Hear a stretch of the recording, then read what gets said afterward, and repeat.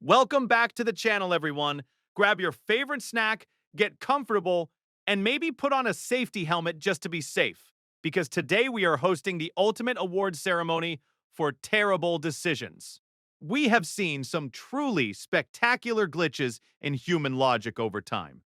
But today, we are bringing you a massive, supersized compilation of the absolute greatest hits. We have packed the most mind-bending, physics-defying, and completely avoidable system crashes, all into one giant marathon. If you ever wanted to see what happens when pure human confidence completely overpowers common sense, you are in the exact right place.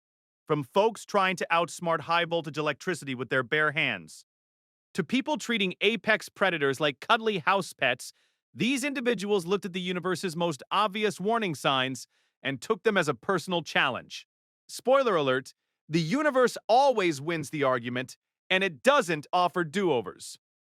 Before we kick off this massive masterclass in what not to do me a huge favor and smash that subscribe button. We are building an entire community of people who actually read instruction manuals and respect gravity, and we would love to have you on the team. All right, buckle up, stay away from the heavy machinery, and let's dive right into this ultimate marathon of human errors. Let's go. Number 1. We start today's list with a classic party foul that went from cool trick to closed casket in less than a second. We all have that one friend at the party. You know the guy. He refuses to use a bottle opener. He uses a lighter, a table edge, or if he's feeling particularly primal, his teeth. Meet our first contender. He was at a celebration, the vibes were high, and the bubbly was flowing. He grabbed a bottle of champagne? Now, for those who don't know, a standard bottle of champagne contains about 90 pounds per square inch, PSI of pressure. That is 3 times the pressure of a car tire, trapped behind a piece of cork. Most people carefully twist the wire cage and ease the cork out.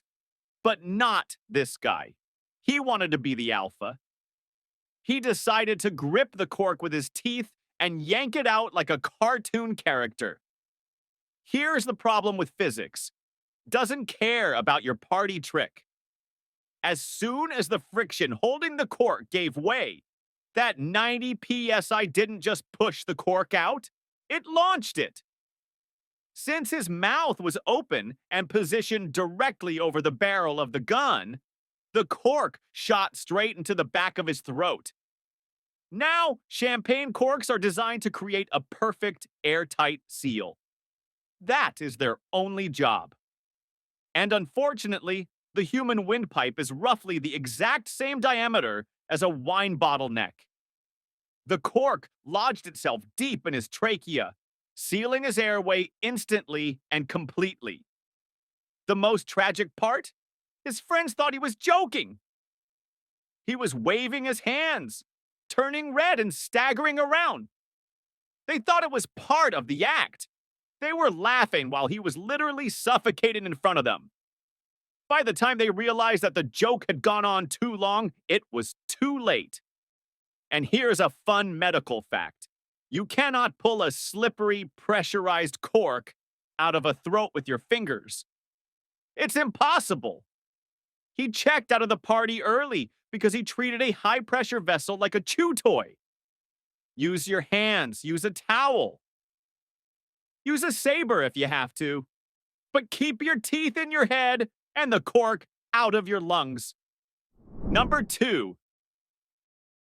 Next up, we dive into the deep end of the why would you do that pool. This story comes from a medical forum shared by a trauma surgeon who probably thought he had seen it all until this patient rolled in. We have a guy who loved betting. He loved a challenge. And he apparently hated having an intact digestive system. He made a bet with his buddies that he could light a firecracker, specifically a Corsair, which packs a serious punch, put it in his mouth, and extinguish it on his tongue like a cigar. Now, putting fire in your mouth is already a red flag. Putting explosives in your mouth is a sign that natural selection is knocking on your door. He lit the fuse. He put it in his mouth. Here is where biology took over. The human body has a reflex called the swallowing reflex.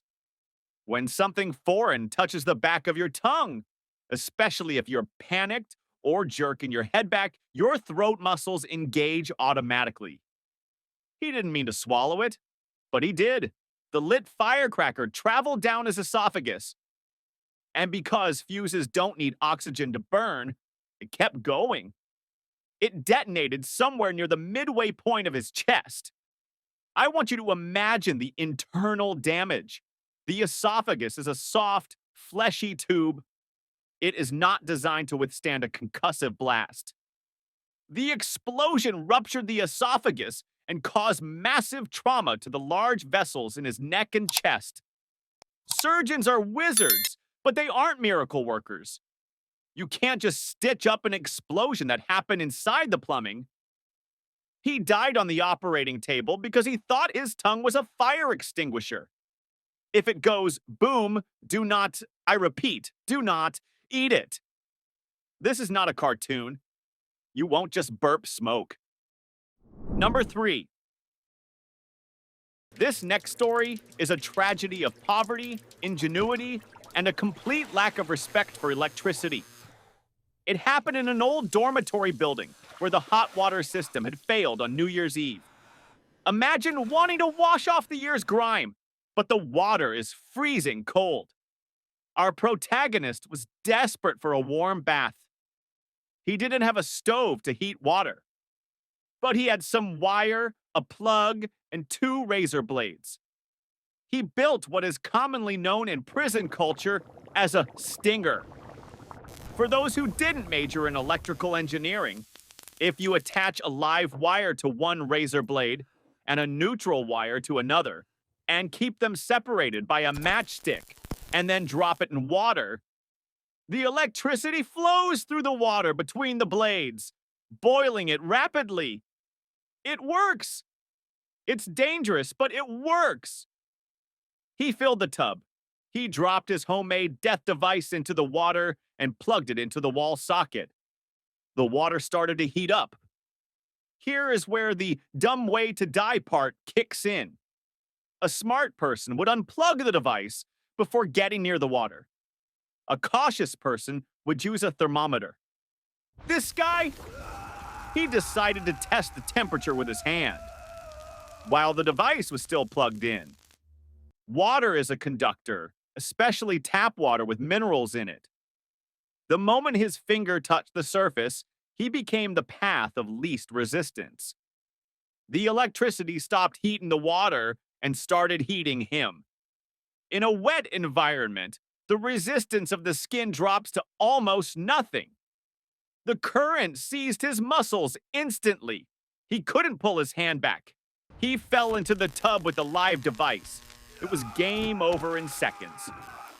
Water and electricity are divorced. They should not be in the same room and definitely not in the same tub. Number 4. Now we travel to Houston, Texas, for a story that makes me angry because it involves innocent bystanders. In the southern United States, there is a very stupid tradition. When the clock strikes midnight for the new year, or the 4th of July, some gun owners step out onto their porch and fire their weapons into the air.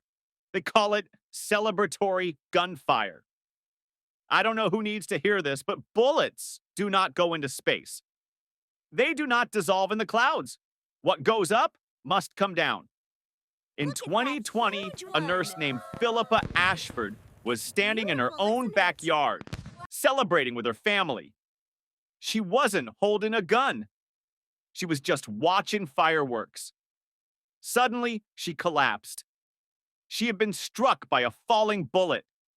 Now, you might think a falling bullet isn't that fast. You would be wrong.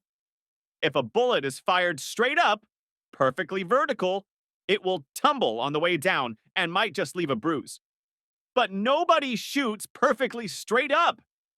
They shoot at an angle. When fired at an angle, the bullet maintains its ballistic trajectory. It keeps its spin. It keeps its aerodynamic shape. When it comes back down to Earth, it is traveling at terminal velocity, which is more than enough to penetrate a human skull. Someone, miles away, fired a rifle into the air thinking they were having fun. That bullet traveled a parabolic arc and ended Philippa's life. The shooter likely never knew what they did. They went to bed thinking they had a great night while a family was destroyed by a physics lesson. Gravity is the law. If you fire a projectile into the air, you are responsible for where it lands. Buy some sparklers instead. Number 5. Next, we head to Indiana for a story about a prank war that went nuclear. Pranks are great. Who doesn't love a whoopee cushion? But Justin decided to escalate things. He wanted to scare his friends. He was in a car with them, parked and hanging out. Justin had acquired what he thought was a large firecracker. In the US, we have M80s or cherry bombs. They are loud, but usually not lethal if you aren't holding them. However, Justin didn't have a firecracker. He had acquired a device that was essentially a quarter stick of dynamite. This is not a toy. This is mining equipment. He lit the fuse inside the car, planning to throw it out the window at the last second to scare his buddies. 2 things went wrong. First, the fuse burned faster than he expected. Second, he underestimated the power of the shockwave in a closed environment. He dropped it. It didn't make a pop. It detonated. A car is a sealed metal box. When an explosion happens inside, the pressure has nowhere to go. It shattered the windows, blew out the doors, and destroyed the interior. Justin, being closest to the blast, absorbed the majority of the force. The prank ended with the car looking like it had been hit by a missile drone. His friends survived with severe hearing loss and trauma. But Justin was gone. He mistook a weapon of destruction for a party favor. If you have to ask, is this a bomb? Assume it is a bomb and put it down. Pranks should end in laughter, not a police investigation. Number 6. Now, anyone from the Midwest knows that snowmobiles are a way of life. They are incredible machines designed to float over deep powder and glide across frozen lakes. Keyword, snow. But on New Year's Eve, the snow was thin. Most people would say, "Guess we're taking the truck tonight." But not this group of friends. They had a shiny, high-powered snowmobile, and they were determined to use it. The driver, let's call him Turbo Tom, decided that asphalt was basically the same thing as ice if you just go fast enough. He fired up the sled and hit the main road. Here's a quick lesson in friction coefficients. Snowmobile skis have metal runners called carbides. On snow, they glide. On dry asphalt, they act like grinding wheels. Tom was flying down the road, creating a massive shower of sparks. It looked cool. It looked cinematic. But he was essentially driving a giant metal file. Then he met the enemy of all city drivers, the sewer system. One of the skis, which was already digging into the pavement, caught the lip of a slightly raised manhole cover. On snow, you would bump over it. On asphalt with metal runners, it was an immovable object meeting an unstoppable force. The snowmobile stopped instantly. Dead stop. 0 to 0 in a millisecond. Tom, however, was not bolted to the machine. Newton's first law of motion states that an object in motion stays in motion. Tom stayed in motion. He was launched over the handlebars like a human missile. He flew through the air and, with tragic aim, made contact with a utility pole. He wanted to show off his ride, but he ended up learning a very hard lesson about friction and inertia. If the vehicle has snow in the name, keep it off the pavement. Number 7. Next, we move to the rave scene: electronic music, dancing, and glowing lights. Glow sticks are a staple of these parties. You crack them, shake them, and they glow neon green. It's magic. Actually, it's chemistry. Our next contender, a young man at a warehouse party, decided that holding the glow stick wasn't enough. He wanted to be the glow stick. He wanted to shine from within. His logic, if we can call it that, was, if I drink the glowing juice, I will glow in the dark. He bit into a large industrial glow stick. He chewed it open and swallowed the liquid. Now, let's talk about what is inside those tubes. It's usually a mix of hydrogen peroxide and a phenyloxylate ester, along with fluorescent dye. It tastes like burning plastic and chemicals because it is burning plastic and chemicals. As soon as he swallowed, the chemical mixture started to burn his throat. It hurts a lot. When your throat burns, you panic. When you panic, you gasp for air. In his panic, he aspirated the liquid. That means instead of going down to his stomach, he inhaled the glowing chemicals directly into his lungs. This caused two things: severe chemical burns to the airway and chemical pneumonia. His throat swelled shut, a reaction called laryngeal edema. He literally choked on his own bad idea. The saddest part is that even if he had survived, the human body is too thick to let the light shine through. So he died for a special effect that wouldn't have worked anyway. If it says "do not ingest" on the label, don't treat it like a beverage. Number 8. This next story is a domestic tragedy. It proves that household chores can be lethal if you ignore the weather report. It was just before the new year. A woman decided she needed to clean the house to start the year fresh. She grabbed a large, heavy area rug that needed dusting. She lived in an apartment with a balcony. Outside, it was freezing. The balcony floor was covered in a thin, invisible layer of black ice. Now, proper footwear is essential for winter work. Boots, cleats, anything with grip. She chose fuzzy house slippers with smooth foam soles. She stepped out onto the ice. She walked to the railing. She threw the heavy rug over the side, holding onto the corners. Then she pulled back to give it a good hard shake. Here's the physics of a pendulum. When you swing a heavy weight, the rug, away from you, it pulls back with equal force. She swung the rug out. The rug pulled her forward. Usually, your feet grip the floor to stop you from falling. But she was wearing fuzzy slippers on ice. She had zero traction. Her feet slid backward, her upper body went forward over the waist-high railing, and the weight of the rug did the rest. She followed the carpet over the edge. It was a cartoonish accident with a very grim ending. She went down 3 stories just because she wanted a clean rug. If the porch is an ice rink, leave the cleaning for spring. And wear real shoes. Number 9. We have all heard jokes about rednecks fishing with dynamite. It's a stereotype for a reason. But for 2 fishermen, it became a reality that ended their fishing careers permanently. It was deep winter.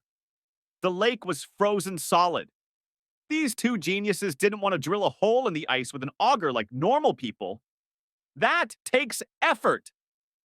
They decided to blast a hole. They lit the fuse on a stick of dynamite, or a homemade explosive equivalent, and tossed it onto the ice. They waited for the boom. Nothing happened. The fuse sputtered. Smoke stopped coming out. It was a dud. Now, the number one rule of explosives handling, and I cannot stress this enough, is that if a bomb doesn't go off, you wait. You wait a long time. You treat it like it's about to go off any second. These guys waited about 10 seconds. Then they walked out onto the ice to check on it. Maybe the fuse just needs a relight, they probably thought. This is known as a hang fire. The fuse was still burning internally, just slower than usual. Right as they stood over the device, looking down at it, it detonated. The explosion did two things. First, the concussion waves scrambled their brains instantly. Second, it did exactly what they wanted it to do. It broke the ice. The shattered ice gave way and both men fell into the freezing water. Between the blast trauma and the shock of the cold water, they couldn't swim.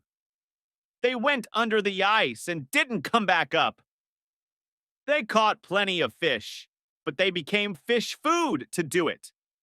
If a bomb fails to explode, do not walk up to it and poke it with a stick. Run the other way. Number 10. And now, let's look at a story from the concrete jungle of New York City, dated December 2025. This is a story about ego and the inability to admit a mistake. A man was walking through Midtown Manhattan. He was carrying an illegal firearm in the waistband of his pants. Plaxico Burress style, no holster, just loose. While walking down a busy street, the gun slipped. He reached to grab it. His finger hit the trigger. Bang! He shot himself in the upper chest/shoulder area. It was a serious wound, but initially he was conscious. Now, a normal person calls 911 and says, "I just accidentally shot myself because I am irresponsible." But this guy, he was worried about getting in trouble for the illegal gun. He didn't want to look like an idiot. He threw the gun down a storm drain and collapsed. When the police and paramedics arrived, he gasped out a story. A man in black, masked, he demanded my wallet. He shot me and ran that way. This triggered a massive police response. We are talking NYPD SWAT helicopters closing down 4 city blocks to hunt for this active shooter. They rushed our guy to the hospital.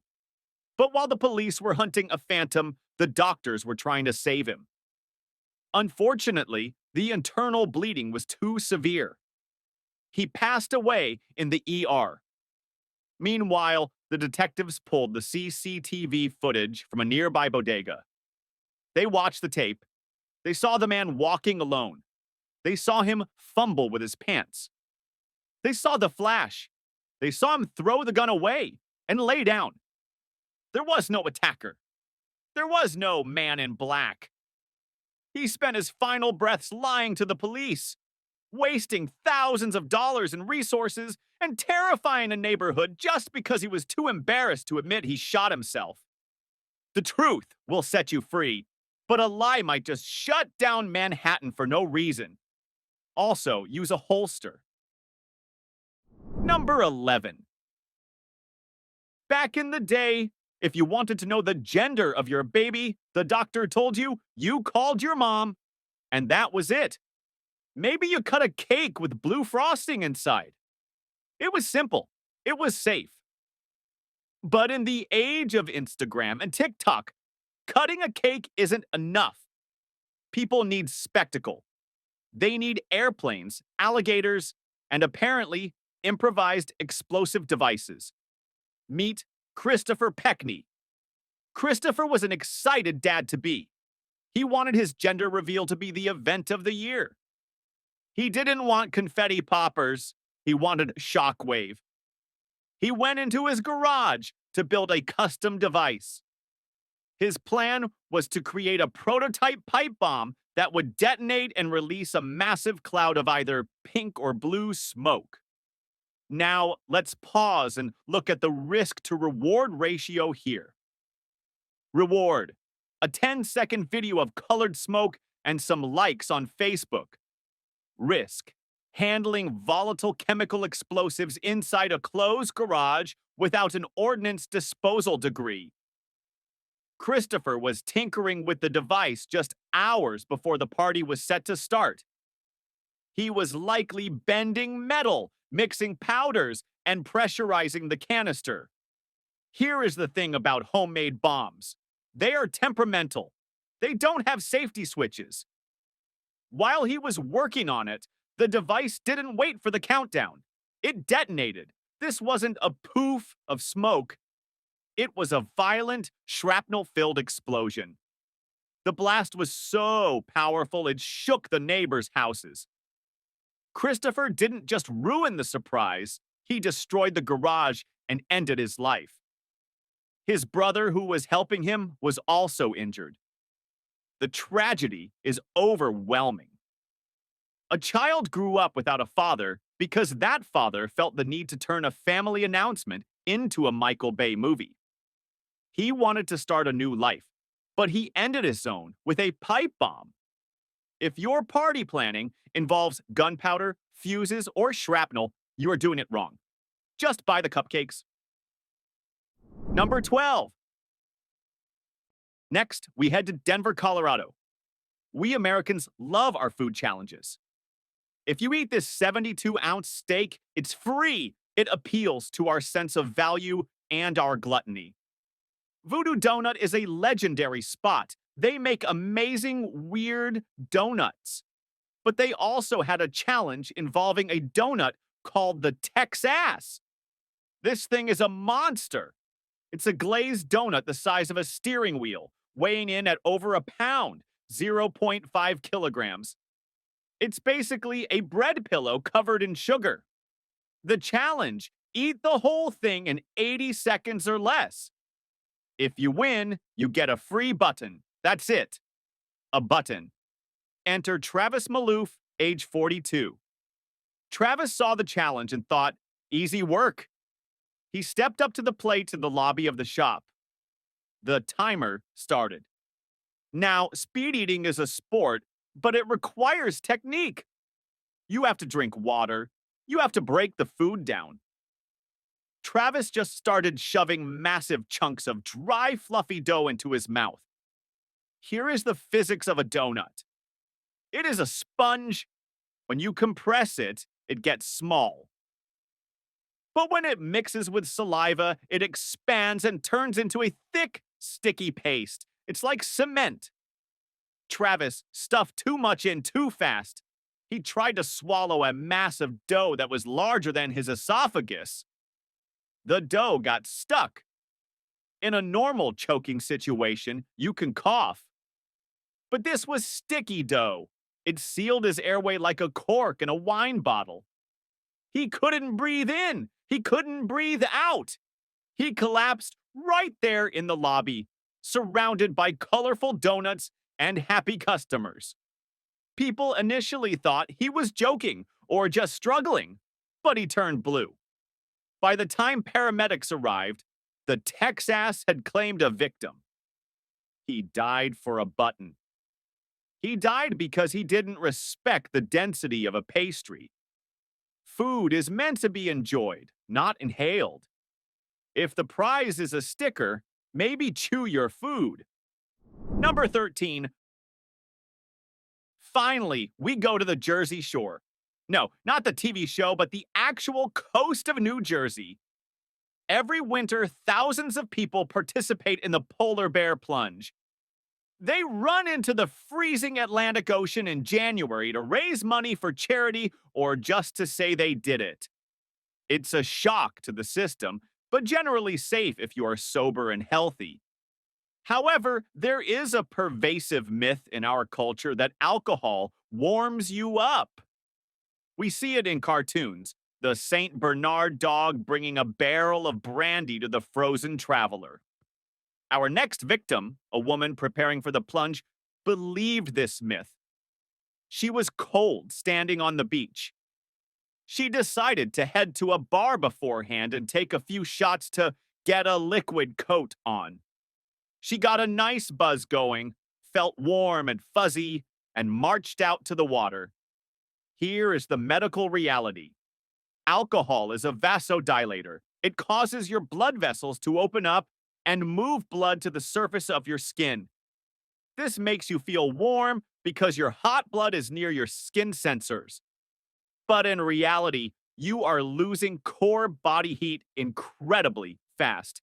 So she is chemically tricking her body into dumping heat. Then she sprints into 40-degree water. This triggers the cold shock response. The body screams, "Conserve heat!"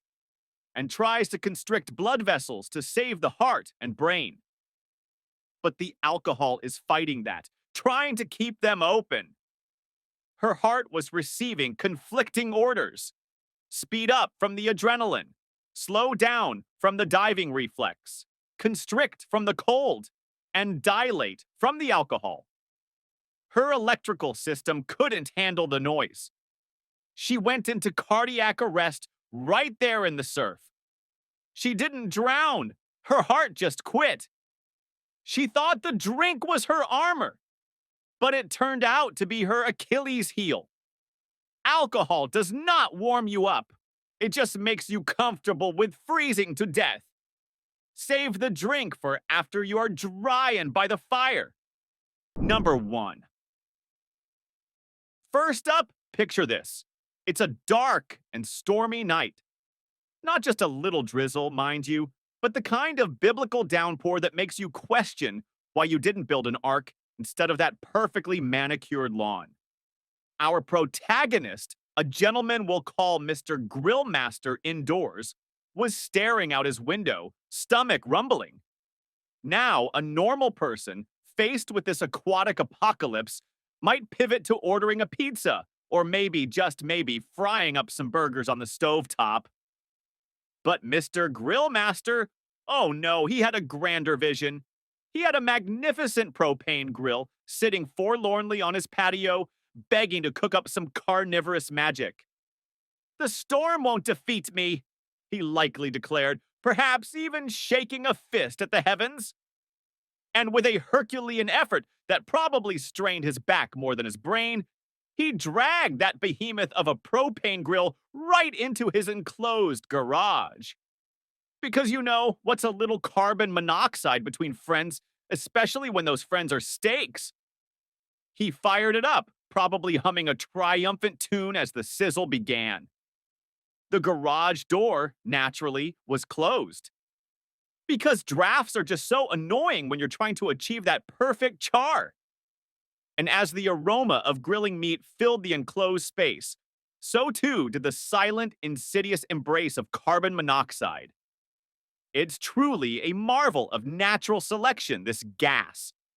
It doesn't scream, it doesn't smell, it just gently lulls you into a permanent nap.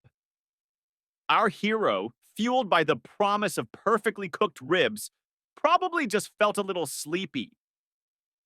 Thought he was just relaxed from the intense grilling focus, maybe even muttered something about how comfortable the garage floor was getting.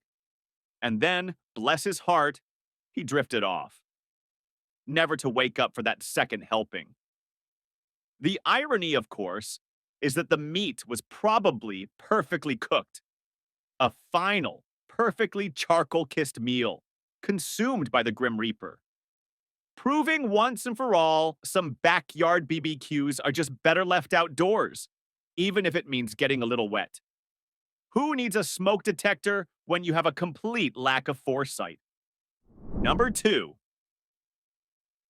Next, we journey into the boundless realm of human aspiration, specifically when aspiration collides head-on with physics, usually resulting in a very messy lesson. Meet our next visionary, a fellow we'll affectionately call Captain Cardboard Wings. This wasn't some fancy aerospace engineer with a degree in a wind tunnel.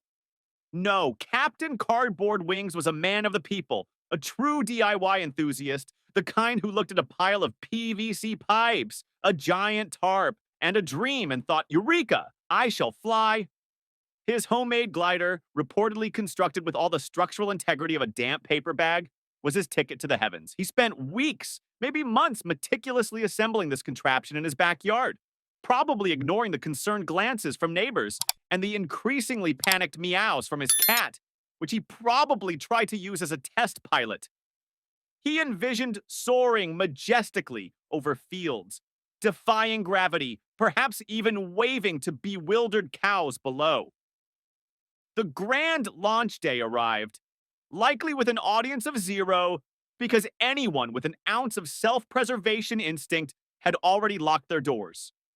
Captain Cardboard Wings, strapped into his PVC pipe cockpit, probably took a deep breath, perhaps mumbled something about mankind's eternal quest for flight, and then, with a mighty leap from a surprisingly short hill, because, less height, less risk, right?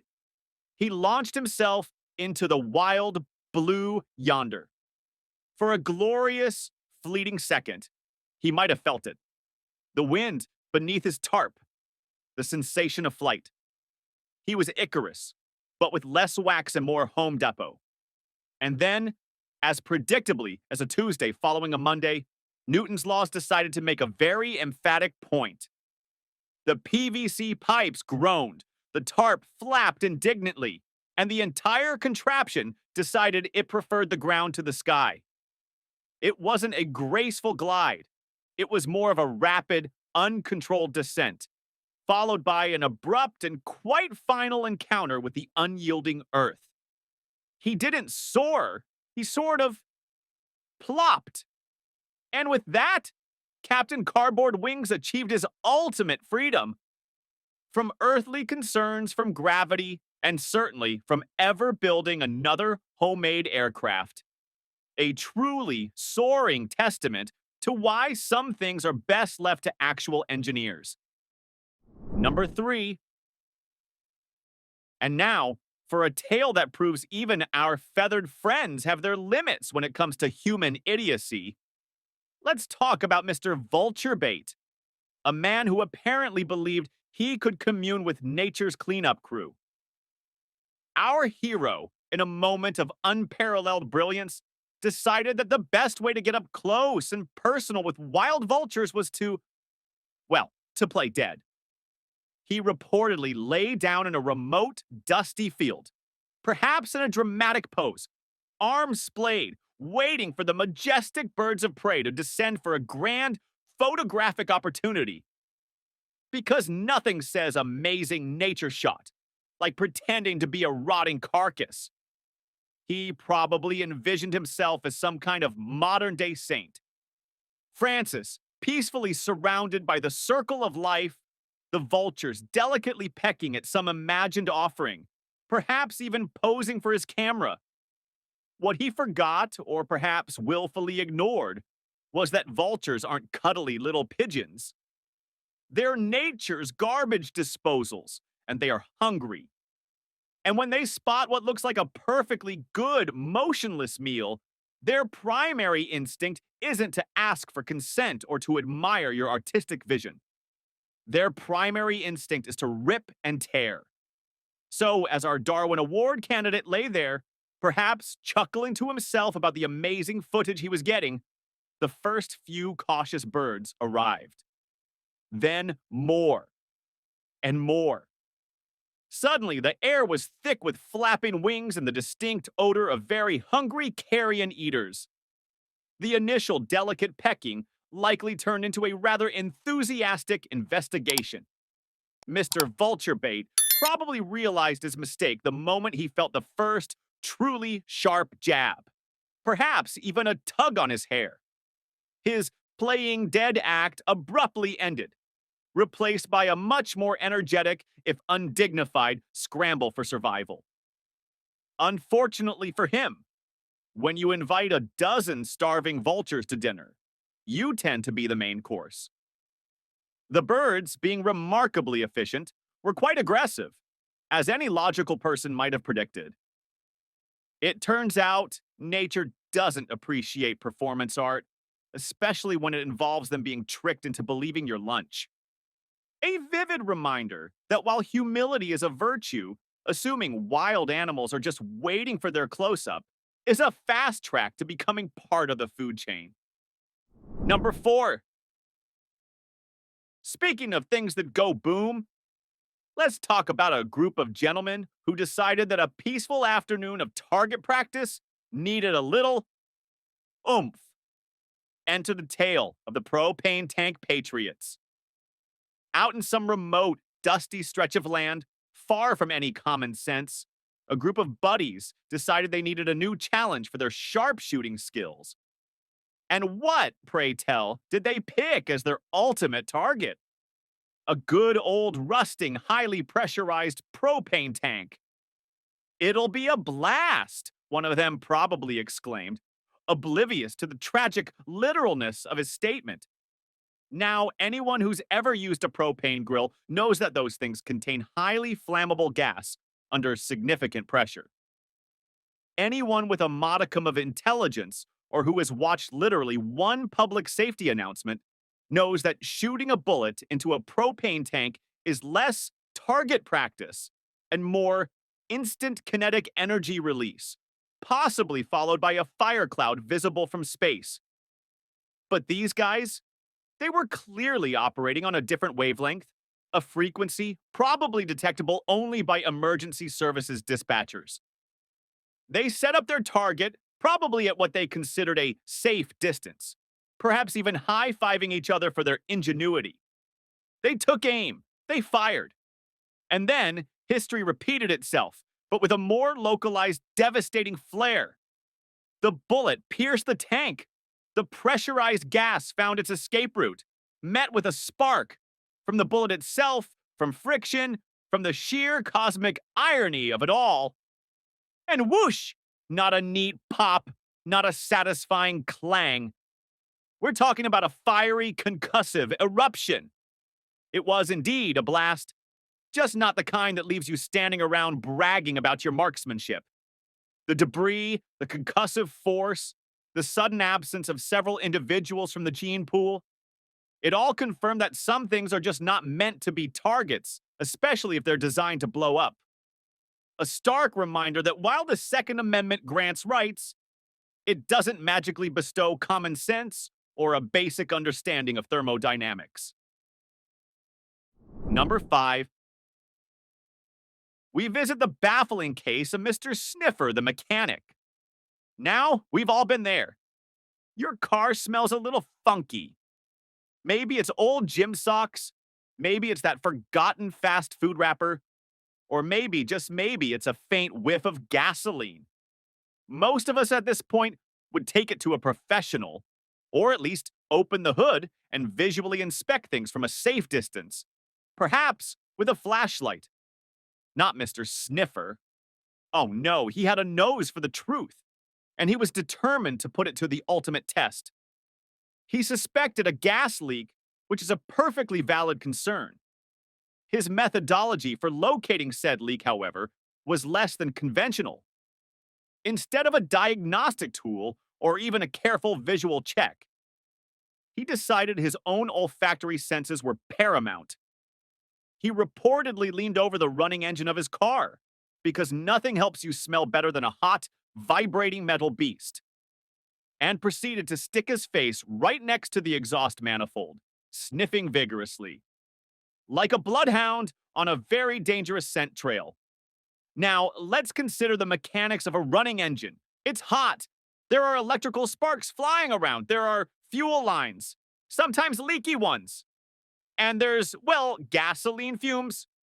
Put all those ingredients together with a determined sniffer in close proximity, and you've got a recipe for what we like to call spontaneous combustion with an audience of one. Somewhere in his vigorous nasal investigation, a spark met a fume, or a hot surface ignited a concentration of vapor. The result was a sudden, localized, and tragically efficient explosion. It wasn't a big movie-style fireball, probably just a very rapid poof that unfortunately was perfectly aimed at his face. His gas leak problem was solved, all right? Permanently. The ultimate diagnostic, delivered with a bang. It's a sobering thought. Some mysteries are just better left unsolved, especially when solving them involves sniffing explosive fumes. Perhaps a career in bomb disposal wasn't meant for him after all. Number 6. Now, you might imagine a farmer as a practical, down-to-earth sort, focused on crops and livestock. But Farmer Daredevil? He apparently harbored a secret ambition, a dream born from too many late nights watching extreme sports videos on a tiny, crackling screen. His chosen vehicle for vehicular acrobatics? Not a dirt bike, not a quad. No, he picked his trusty, heavy as a tank, industrial-grade tractor. And his stunt? A wheelie? Yes, a wheelie. On a tractor. You have to appreciate the sheer audacity. Most people use tractors for plowing fields, hauling hay, or occasionally pulling a stuck car out of the mud. Farmer Daredevil, however, saw it as a potential stunt machine. He probably envisioned himself, arms triumphantly raised, the front wheels of that colossal machine majestically soaring into the air, a roar of diesel engines, perhaps even a slow-motion shot with a sunset in the background. The reality, as it often does with Darwin Award candidates, was significantly less cinematic. He likely revved that engine, popped the clutch with all the finesse of a bull in a china shop, and that monstrous piece of farm equipment did indeed rear up. For a moment, a brief, glorious, physics-defying moment. And then gravity, that sternest of teachers, decided to intervene. A tractor is designed to stay firmly on all four wheels.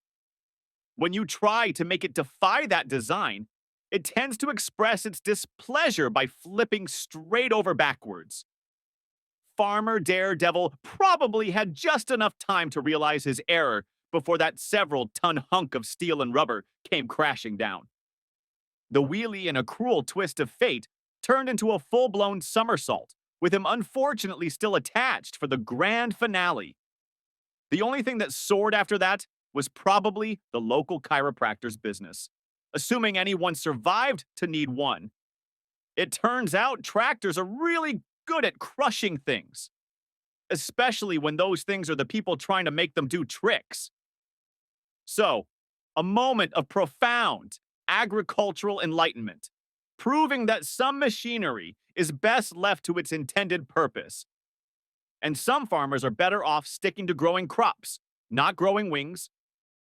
Number 7. Next up, we have a tale of dedication to a perfect tan, even if it means sacrificing basic electrical safety. Behold the ingenious creation of Ms. DIY Bronze. She wanted that sun-kissed glow, that radiant, healthy sheen. But apparently, regular tanning salons were either too expensive, too inconvenient, or just not personal enough. So she decided to take matters into her own hands. Literally. Her vision? A homemade tanning bed.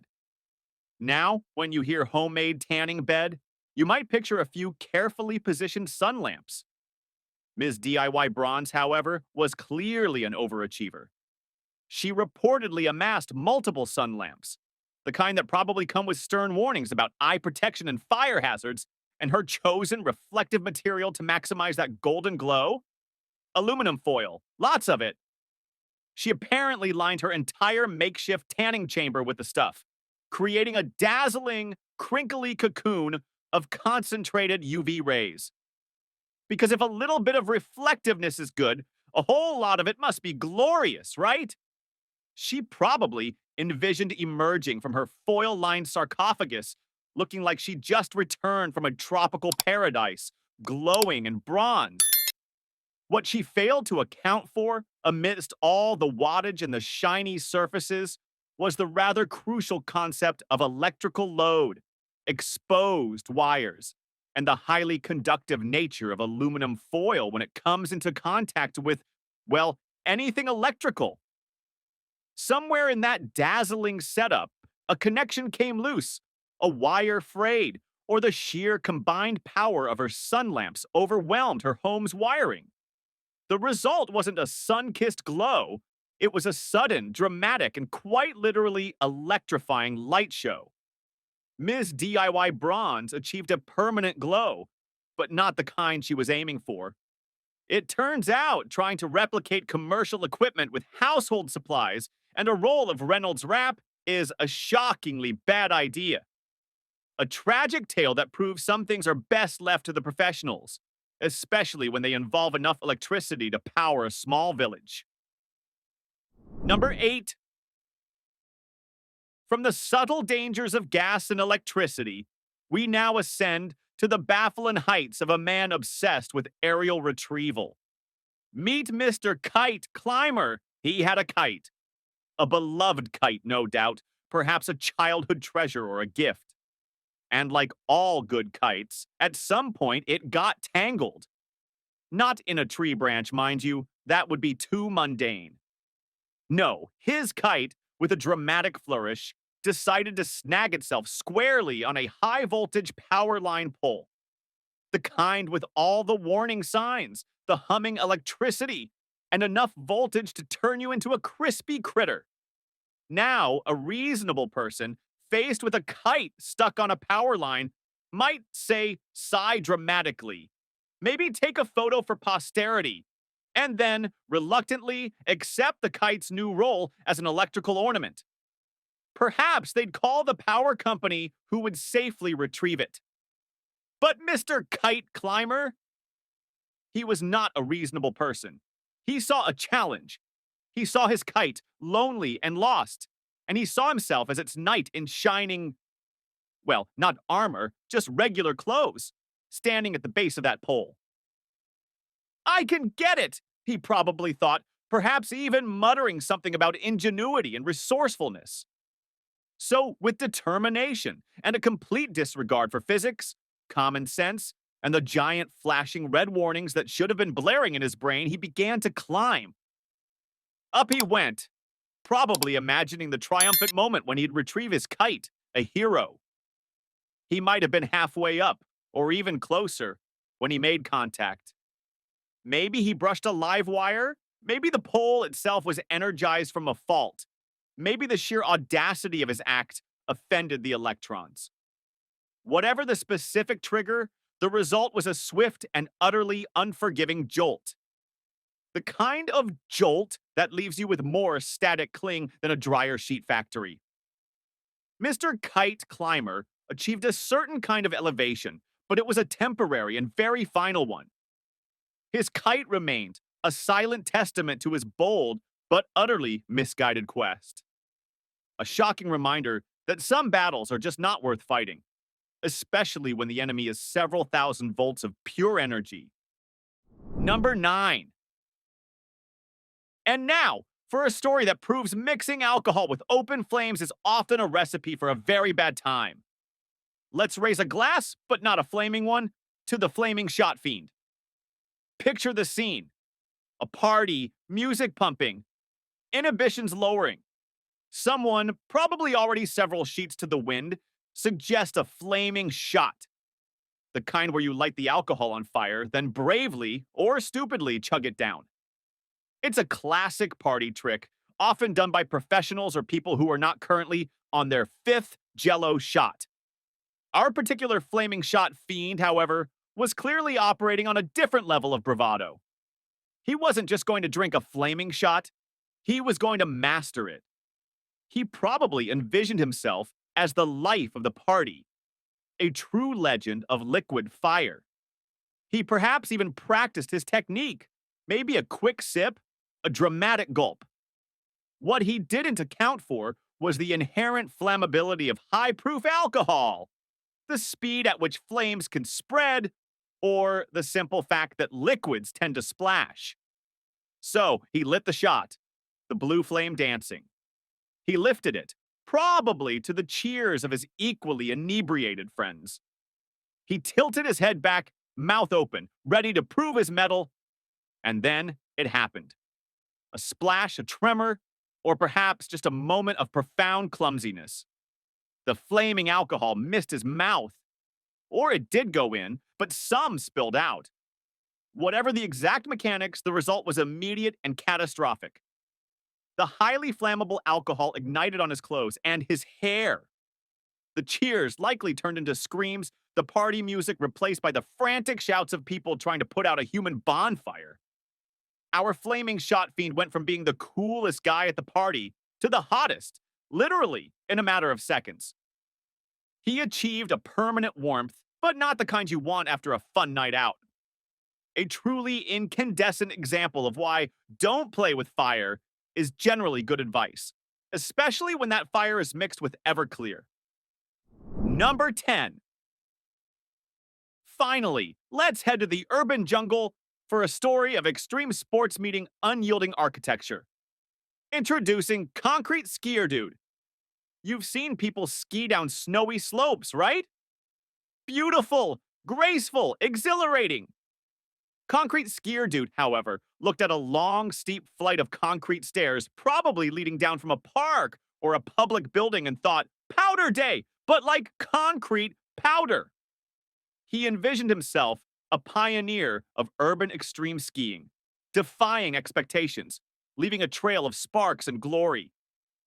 He probably had his friends cheering him on, perhaps even filming it for his nascent extreme sports YouTube channel. He clipped into his skis, adjusted his goggles, and took a deep breath.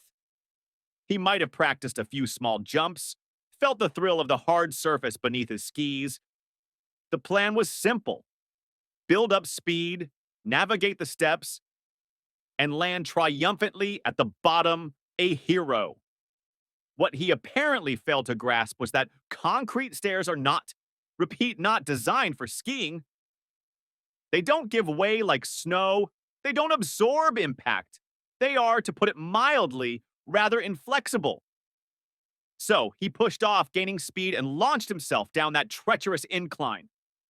For a few glorious feet, he might have felt it. The rush, the wind, the sheer exhilaration of doing something utterly insane.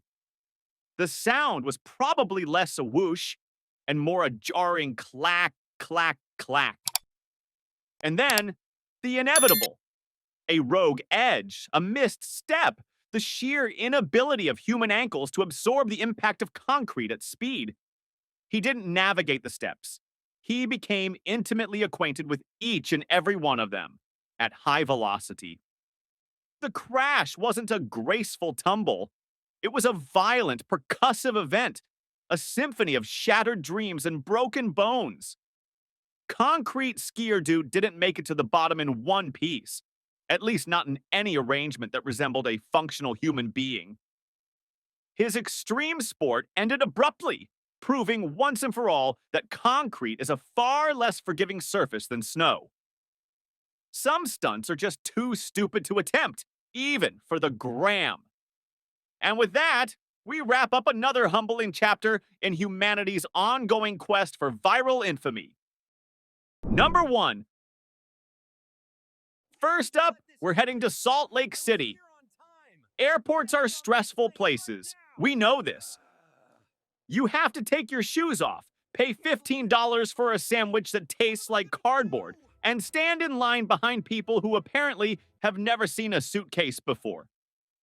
But in January 2024, a 30-year-old man named Kyler took airport stress to a level that honestly shouldn't be possible.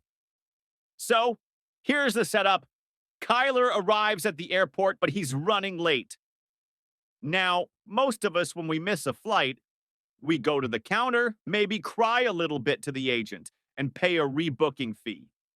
It sucks, but you live. Kyler had a different strategy. He was reportedly having a bit of a manic episode. Let's just say his mind wasn't exactly in the departure lounge with the rest of his body. He missed his flight, but he decided that the schedule was merely a suggestion. He breaches the security door. He kicks it open like he's the star of an action movie. He runs out onto the tarmac. Now, the tarmac is a restricted zone for a reason. There are giant metal birds moving around. Kyler starts running toward a plane that is currently de-icing. This isn't a parked car. It's a commercial airliner with massive turbines that are currently spinning up. And this is where logic completely left the chat. Kyler didn't try to flag down the pilot. He didn't try to bang on the door. He crawled into the intake cowling of the jet engine. Let me repeat that. He looked at a spinning turbine, a machine designed to suck in massive amounts of air and compress it with terrifying force, and thought, this looks like a cozy hiding spot. The engine was running. You don't need a degree in physics to know what happens when a soft, biological object meets a high-powered fan blade. By the time emergency crews realized what happened and found him, let's just say Kyler was no longer in one piece.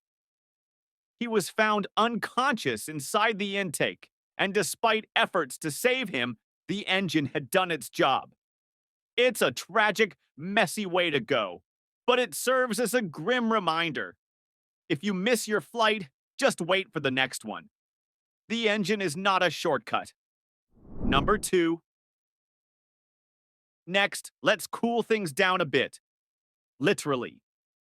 We are going to Nevada to talk about the wellness industry. You know, that industry that tells you that you'll live forever if you drink kale juice and vibrate at the right frequency.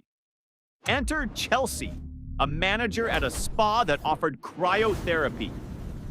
For those who don't know, cryotherapy basically involves standing in a metal tube that blasts you with nitrogen mist at temperatures as low as minus 240 degrees Fahrenheit. The idea is that it reduces inflammation and makes you feel alive.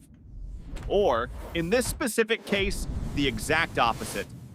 Chelsea was a pro. She knew how the machines worked. One night after the shop closed, she decided to treat herself to a solo session. Just a quick freeze to relax after a long day. The problem? These machines are heavy duty. They have safety protocols for a reason. Rule number 1, don't do it alone. She stepped into the chamber, and here is where things went south. It seems she may have been trying to multitask, maybe looking at her phone, and she reportedly didn't secure the latch properly, or perhaps the levels of nitrogen displaced too much oxygen in the small room. Nitrogen is sneaky. It doesn't make you cough.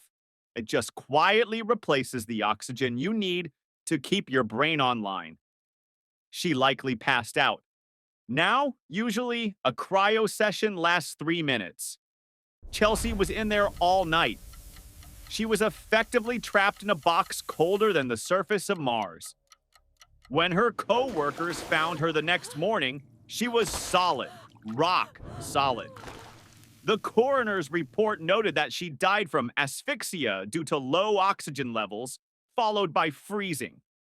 It's a harsh irony, trying to use a machine to extend your youth and health, only to end up as a permanent ice sculpture because you didn't want to ask a buddy to spot you.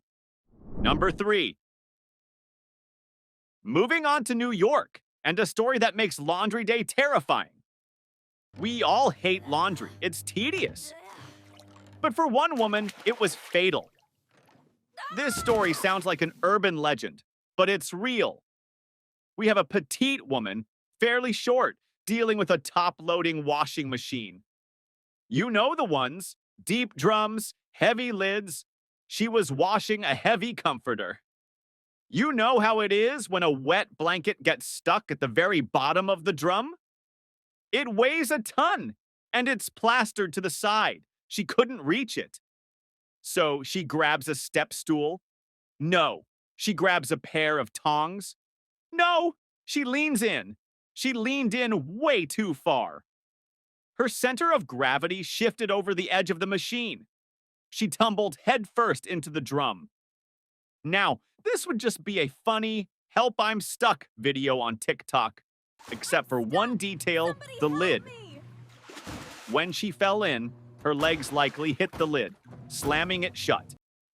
Some of these machines have automatic locking mechanisms or are just heavy enough to be impossible to open from the inside, especially when you are inverted, crunched up like a pretzel and panicking. She was stuck upside down, unable to right herself in a confined space with limited air. It wasn't the water that got her, it was the position. Positional asphyxia. Basically, she couldn't breathe because her own body weight was compressing her lungs and there was very little oxygen in the drum. She suffocated in her own appliance. It's a bizarre, claustrophobic nightmare. The lesson here? If you can't reach the sock at the bottom, let it go. It belongs to the machine now. Number 4. Now, let's head to Colorado for a lesson on why nature is not your friend. In 2024, a 34-year-old man, a lover of exotic pets, decided that cats and dogs were too mainstream. He wanted something with a little more dinosaur energy. He kept 2 Gila monsters. For context, Gila monsters are venomous lizards. They are not cuddly. They are illegal to own in many places without a permit for a very good reason. One of his beloved lizards, let's call him Bitey, decided to live up to his nature. He latched onto the guy's hand.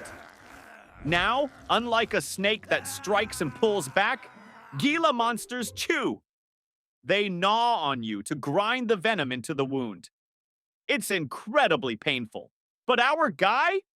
He wasn't worried. He was a reptile enthusiast. He reportedly told his girlfriend that he was fine, that he had built up an immunity, or maybe he just thought the lizard didn't mean it. He refused to go to the hospital. He just put a bandage on it and went about his day. Spoiler alert, he did not have immunity. Humans do not have immunity to lizard venom. Over the next few days, the venom did its work. It wasn't a quick movie death. It was slow. He started vomiting, then he passed out. By the time he actually got medical attention, his brain was swelling and his respiratory system was shutting down. He died 4 days later. He literally let a slow-acting poison kill him because he was too proud or too delusional to admit that his pet wanted him dead. If an animal has monster in its name, maybe go to the ER when it bites you. Just a thought. Number 5. And now we travel to Ireland for a story that proves you don't need a tiger to get taken out by an animal. Meet Jasper Krause. Jasper was an elderly gentleman living the quiet life. He had some chickens. One of them was a Brahma rooster. If you've never seen a Brahma, Google it. They are massive. They look like chickens wearing fluffy pants, but they are strong. This particular rooster had a bad attitude. It had actually attacked Jasper's granddaughter before, so the bird was already on the naughty list. But Jasper kept him around. One day, Jasper was in the kitchen or garden area, and the rooster decided it was time for a revolution. The bird attacked him from behind. Now, usually, a rooster attack means a few scratches and a bruised ego. But this rooster had aim. It drove its spur, that sharp spike on the back of a chicken's leg, right into Jasper's calf. Specifically, it hit a large varicose vein. This wasn't just a scratch. It was a puncture wound into a high-pressure line. Jasper started losing a massive amount of vital red fluid very quickly. He collapsed in his own kitchen, whispering the word rooster to the first people who found him. He passed away from heart failure caused by the severe loss of fluids. He was literally taken out by a farm bird. It sounds like a joke, but it's a reminder that even the things we eat as nuggets have a warrior spirit. The rooster was later neutralized, but he took his owner with him. Number 6. Next, we're heading to the beautiful, dangerous Yellowstone National Park. Yellowstone is famous for 2 things: Yogi Bear and boiling acid pits that look like pretty swimming pools. Every year, rangers put up signs. Big signs, bright signs. Signs that basically scream, "Do not touch the water, it will melt you." But for 23-year-old Colin Scott in 2016, those signs were apparently just suggestions for people who don't know how to have fun. Colin and his sister were looking for a place to go hot potting. For those of you who don't speak reckless tourist, that means illegally soaking in the thermal springs. It's like a jacuzzi, but illegal and dangerous. They wandered off the designated boardwalk, which, by the way, is there to keep you from falling into the superheated crust of the earth, and found a nice-looking pool in the Norris Geyser Basin. Colin went down to check the temperature with his finger, slipped, and fell completely in. Now, this isn't just hot water. This is highly acidic, boiling geothermal soup. It's basically a chemical vat heated by the literal fires of hell. He didn't make it out, but here is the part that makes this story truly horrifying and scientific in the worst way possible. A storm rolled in, so recovery teams couldn't get to him until the next day. When they came back to retrieve the body, there was no body, nothing. The combination of the extreme heat and the acidity had completely dissolved him overnight. He literally became part of the park. The only things left were his wallet and his rubber flip-flops. Why the flip-flops? Because rubber is durable against acid. So let this be a lesson. If you see a sign that says danger, believe it. The park rangers aren't trying to ruin your vacation. They are trying to keep you from becoming a science experiment. Number 7. Next up, let's talk about the dangers of trying to be too zen at home. Yoga. It's supposed to be relaxing. It's supposed to align your chakras and make you flexible. But there is a trend called aerial yoga, where you hang from the ceiling in a silk hammock like a glamorous bat. It looks cool on Instagram. But for one woman, it became a trap. This is a cautionary tale about the buddy system. This lady decided to practice her aerial moves at home, alone. She got into the hammock, inverted herself, and then something went wrong. She slipped, or maybe she twisted the wrong way. The fabric, which is incredibly strong, wrapped around her neck. Now imagine this. You are hanging upside down. The fabric is tightening. You can't reach the ground to push yourself up and relieve the pressure. You are fighting gravity, and gravity never loses. Because she was alone, there was no one to help untangle her or cut her down. It wasn't a heart attack or a fall. She was essentially taken out by her own exercise equipment in her living room. It's a rare way to go, but it's a stark reminder. If you're going to tie yourself up in knots hanging from the ceiling, maybe have a friend nearby. Or just stick to the yoga mat on the floor. The floor is safe. The floor doesn't try to strangle you. Number 8. Moving on to a story of romance gone wrong in Tanzania. In 2019, Steven Weber wanted to pull off the ultimate marriage proposal. He and his girlfriend were staying in one of those fancy underwater hotel rooms. You know, the ones where the bedroom is submerged in the ocean with glass walls, so you can watch the fish judge you while you sleep. Steven had a plan. He was going to swim down to the bedroom window from the outside and hold up a handwritten note that said, "I can't hold my breath long enough to tell you everything I love about you, but will you marry me?" He also had a ring in his pocket. It was incredibly sweet. It was grand. It was also poorly calculated. He dove down. He pressed the note to the glass. His girlfriend was filming from the inside, laughing and crying with joy. She gave him a thumbs up. She shouted, "Yes!" But Steven, he stayed down there a little too long. Maybe it was the adrenaline. Maybe he hyperventilated before diving.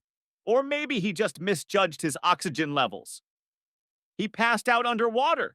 He never came back up to the surface. The video his fiancée took captures the happiest moment of her life, turning into the absolute worst moment in seconds. He literally gave his last breath for a proposal.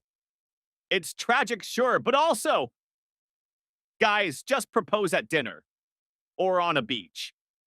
Somewhere where oxygen is abundant. If you have to risk drowning to ask someone to marry you, maybe dial it back about 20%. Number 9. Now, let's go back to 1983 for a story about a famous writer and a tiny piece of plastic. Tennessee Williams, the guy was a legend. He wrote A Streetcar Named Desire, Cat on a Hot Tin Roof. He was a Pulitzer Prize winner. A genius. You'd expect a man like that to go out in a blaze of glory, or maybe quietly in his sleep after a long life of literary success. Nope. He was defeated by a bottle cap. Here's the setup. Williams had a habit. When he used eye drops or took medicine, he would take the cap off the small bottle and hold it between his teeth while he tilted his head back to apply the drops. We've all done something similar, right? Holding a pen in your mouth or a hair clip. It's a shortcut. Well, one night in his hotel room in New York, he tilted his head back a little too far, or maybe he gasped. The small plastic cap slipped from his teeth and went straight down his throat. It lodged in his windpipe. He couldn't cough it up. He couldn't breathe. There was no one there to give him the Heimlich maneuver. One of the greatest playwrights of the 20th century choked to death on a piece of plastic the size of a dime. It's almost like a dark comedy sketch he would have written himself. It just goes to show that intelligence doesn't save you from basic physics. Don't put small objects in your mouth. We learned this in kindergarten, people. Number 10. Next, let's talk about why you shouldn't touch glowing garbage. We are going to Brazil, 1987, the Goiânia accident. This sounds like the plot of a superhero movie, but instead of superpowers, everyone just got radiation poisoning. 2 guys were scavenging for scrap metal in an abandoned clinic. They found a machine used for radiotherapy.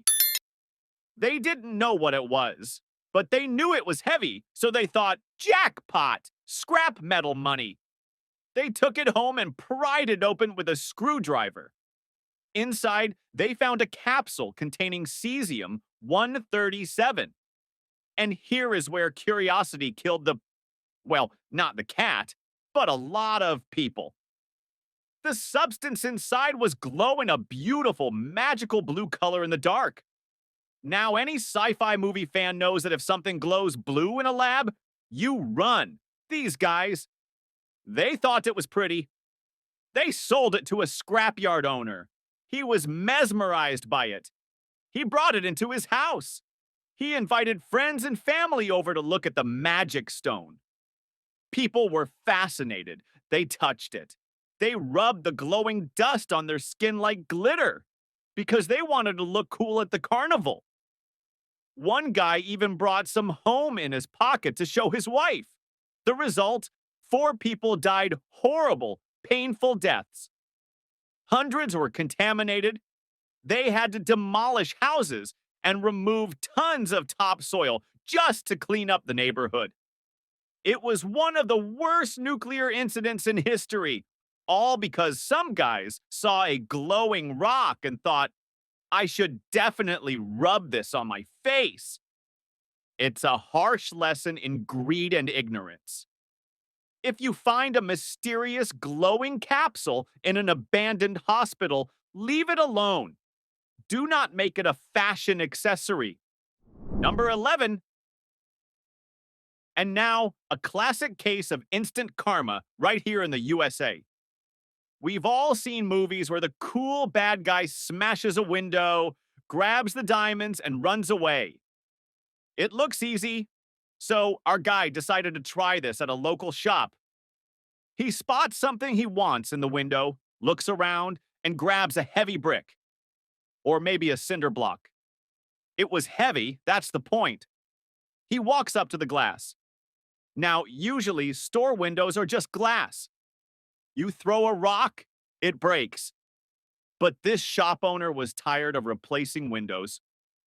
This was polycarbonate. It was impact-resistant, bulletproof-style glass. It's designed to absorb energy and reject it. It's basically a trampoline for projectiles. Our genius winds up. He puts his whole back into it. He hurls the brick with maximum force, expecting the satisfying sound of shattering glass.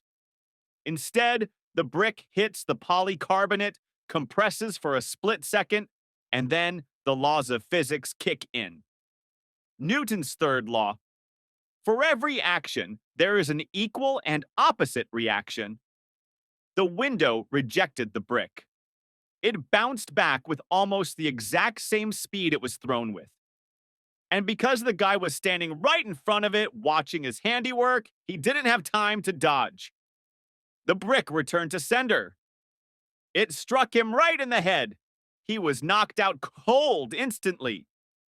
He collapsed on the sidewalk and never woke up. He literally took himself out. The police didn't even have to chase him. The building made the arrest for them. Number 12. Next, we are heading up north to Canada for a lesson in IT and structural engineering. Locking yourself out at your apartment is frustrating. We've all been there. You pat your pockets, you realize the keys are on the kitchen counter, and you let out a heavy sigh. Usually, you call a locksmith, or the landlord, or you just wait. But this guy lived on the 9th floor of a high-rise, and for some reason, he decided that calling for help was too much trouble. He looked at his balcony and thought, I can rappel down. Now, if you're a climber, you use dynamic ropes, rated for thousands of pounds. This guy, he used an Ethernet cable? Yes, the blue or yellow cord you plug into your Xbox to get better internet speeds.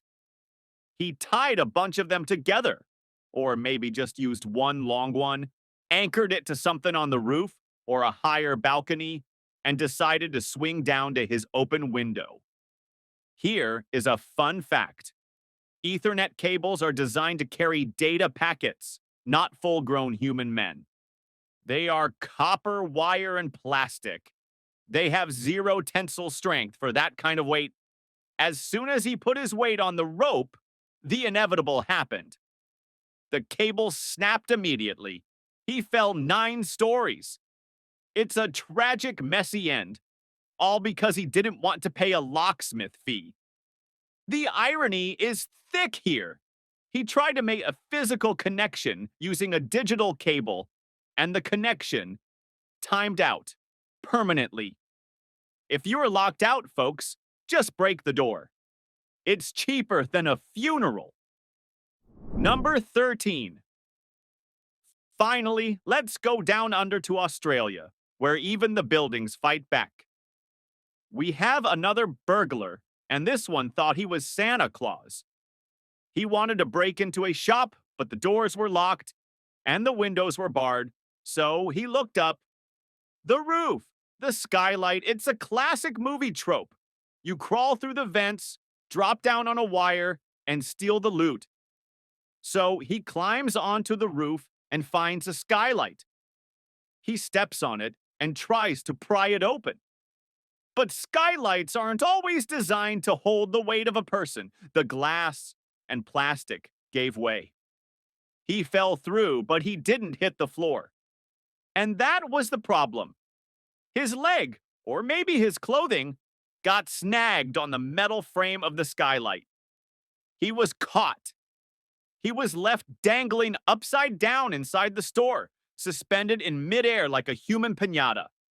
Now, hanging upside down for a few minutes is fun on the playground. Hanging upside down for hours is fatal. Or more specifically, the blood rushing to the head creates immense pressure, and the organs press down on the diaphragm, making it impossible to breathe properly. He was stuck there, alone, in the dark, slowly passing out as his body shut down. By the time the shop owners and police arrived the next morning, he had been dead for hours. He broke in, successfully entered the building, but failed the exit part of the plan.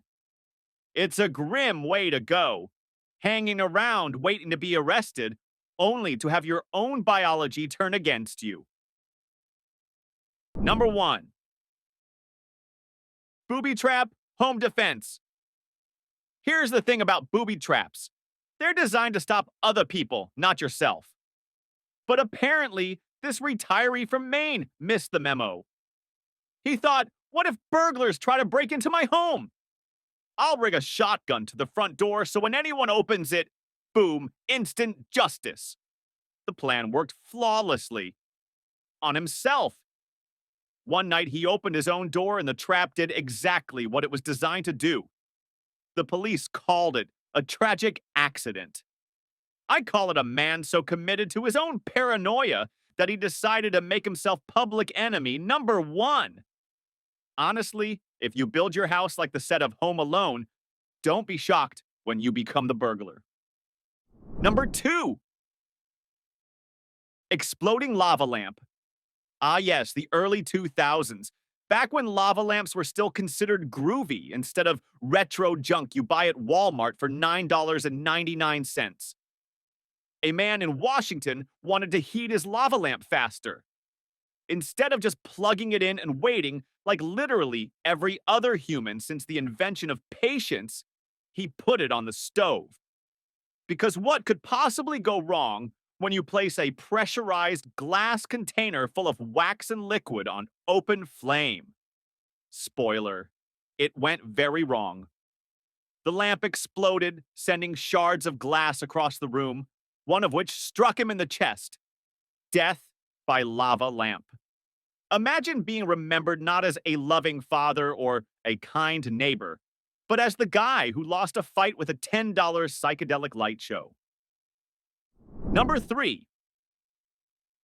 Treasure hunt, hypothermia. Remember when that millionaire hid a treasure chest somewhere in the Rocky Mountains and started the Great American Treasure Hunt? Well, one contestant apparently thought winter weather was just an optional side quest. He went trekking into a canyon, ignored the warnings about snow and freezing temps, and, shockingly, didn't come back. Authorities later confirmed the cause: hypothermia. You'd think the number 1 rule of treasure hunting is don't freeze to death before you even find the gold.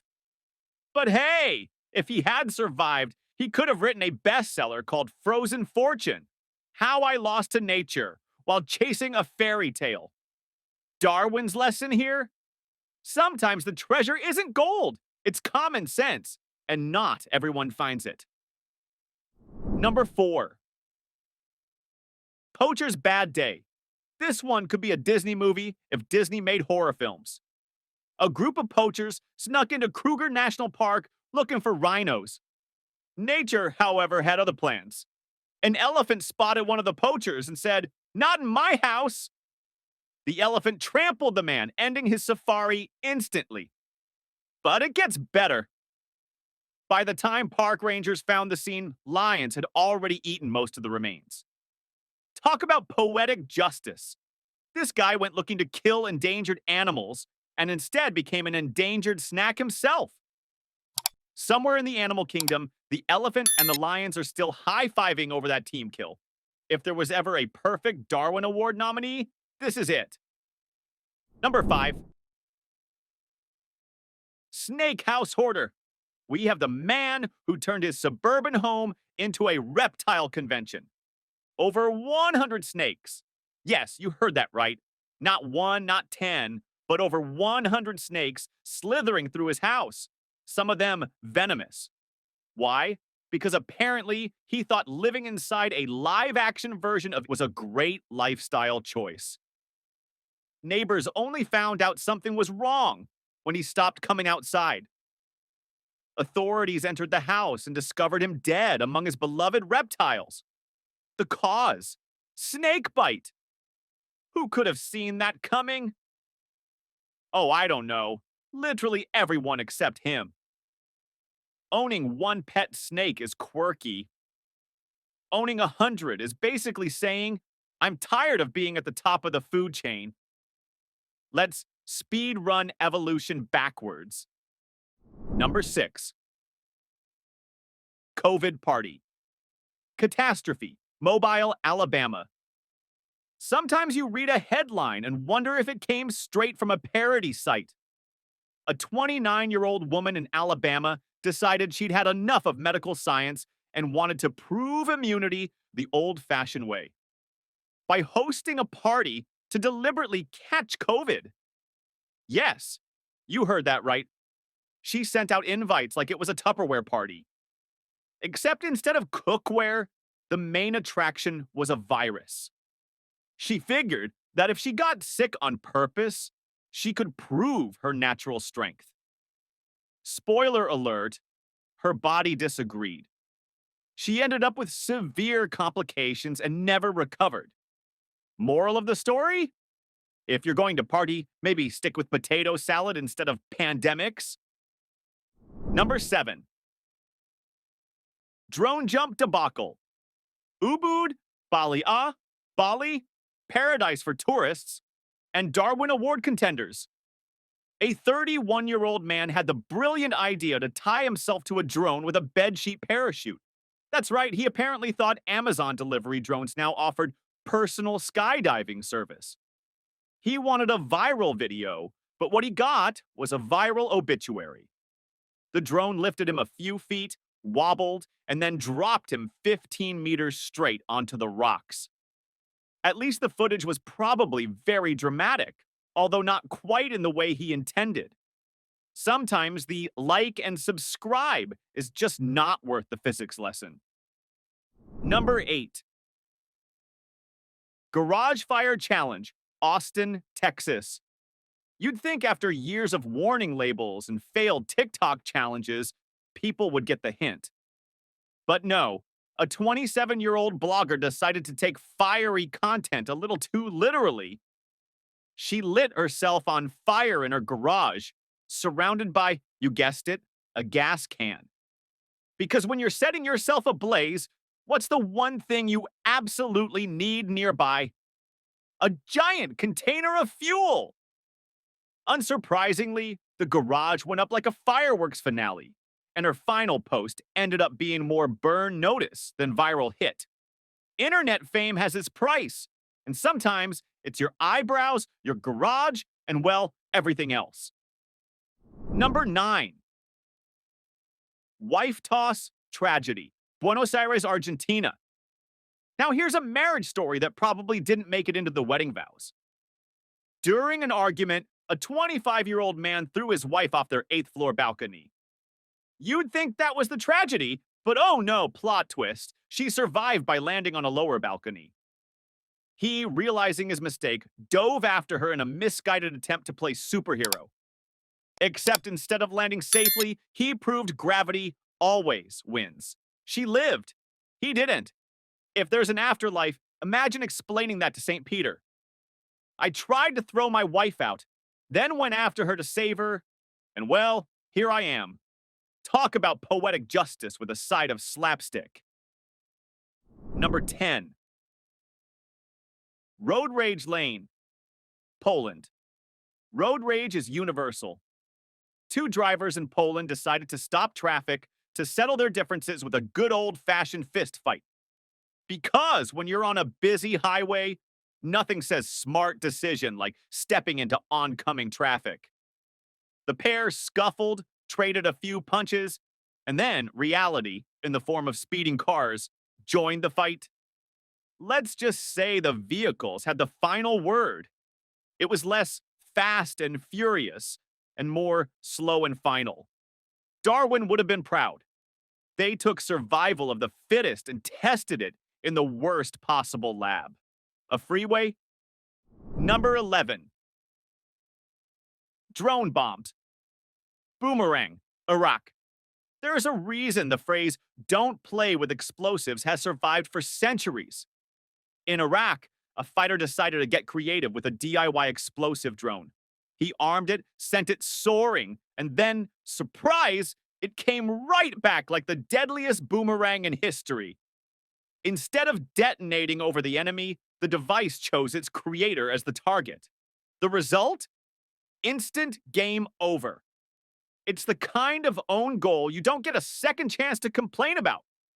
If nothing else, it's proof that sometimes the universe does, in fact, install its own autocorrect feature. Number 12. Historic whalebone procedure, USA 1816. Not all Darwin Award candidates come from TikTok and GoPro culture. Some are straight out of history books. In 1816, a U.S. statesman had a minor urinary issue. Instead of seeking medical care, which, to be fair, wasn't all that advanced at the time, he decided to handle it himself. His tool of choice? A whalebone, carved into an improvised surgical instrument. Because apparently, nothing screams sterile medical device like something yanked from the skeleton of a sea mammal. Shockingly, the procedure didn't go well. Infection set in, spread through his system, and that was the end of his political career. And everything else. Lesson learned. DIY surgery sounds brave, but really is just a creative way of buying a one-way ticket to the Darwin Awards. Number 13. Geocache culvert, Czechia. Geocaching is supposed to be a fun, harmless hobby, kind of like hide and seek for adults with GPS. But one enthusiast in the Czech Republic took things to another level. He crawled deep into a drainage tunnel to retrieve a cache just as storm clouds were forming. If you've ever looked at a culvert and thought, "Gee, that looks like the world's most uncomfortable water park ride," congratulations. You now know what happened next. The storm hit, the runoff surged, and the tunnel turned into a high-speed chute of doom. The poor man was flushed out like yesterday's garbage. Authorities later noted he was swept away instantly. Moral of the story, treasure hunting is fun, but check the weather before you decide to reenact Finding Nemo. Number 14. Powerline cone. Dodger, New Jersey.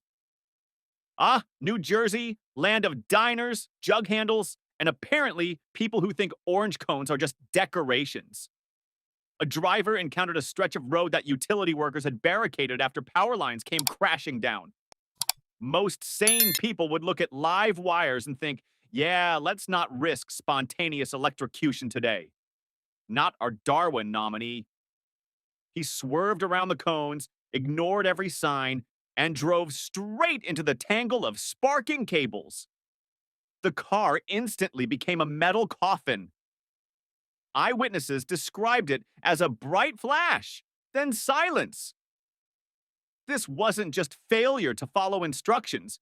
It was failure to recognize that electricity doesn't care about your schedule. Somewhere, Ben Franklin sighed in disappointment. Number 15. Grenade sawing. Germany, World War II left behind plenty of dangerous relics. And everyone knows the golden rule. If you find an old grenade, you call the authorities. But one German man in 2018 decided he'd rather play Mythbusters in his workshop. He clamped a rusting grenade into a vise, grabbed a saw, and started cutting it open just to see what the inside looked like. Here's the thing about grenades. They're designed to go boom when disturbed. And disturb it, he did. The explosion obliterated his workshop and everything in it, including him. Neighbors said the sound shook the street. His curiosity may have killed him, but at least he got an answer to his question. It just happened to be the last one he ever asked. Number 16. Ski lift sledding, Italy. Picture this, the Italian Alps, a resort town buzzing with après ski cocktails and overpriced hot chocolate. Enter a 46-year-old man who looked at the safety mat covering the base of a ski lift and thought, "That's not equipment, that's my personal toboggan." He stole it, climbed up, and used it as a sled. Great idea if you've never seen how ski resorts actually work. He rocketed downhill, unable to steer, and slammed straight into the very barrier that the mat was originally installed to protect. That's irony you could frame in a museum.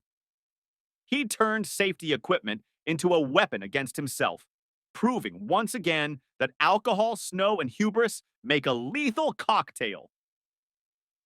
Number 17. Brake failure, hero fail, Idaho. This one's tragic, but in a grim Darwin sort of way. A group of friends was cruising down a slope in a van when the brakes gave out. Everyone panicked. Our candidate decided he'd play action hero. He jumped out, presumably imagining himself as Bruce Willis in Die Hard, ready to stop the runaway van. Except physics disagreed. He landed poorly, suffered fatal injuries, and died on the spot. Meanwhile, his friends, they rode it out. The van rolled to a stop, no one hurt. The brakes may have failed, but the design of gravity didn't.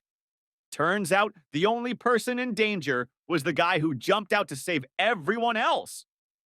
A noble intention, sure, but the Darwin Awards don't hand out medals for effort. Number 18. Homemade rocket test.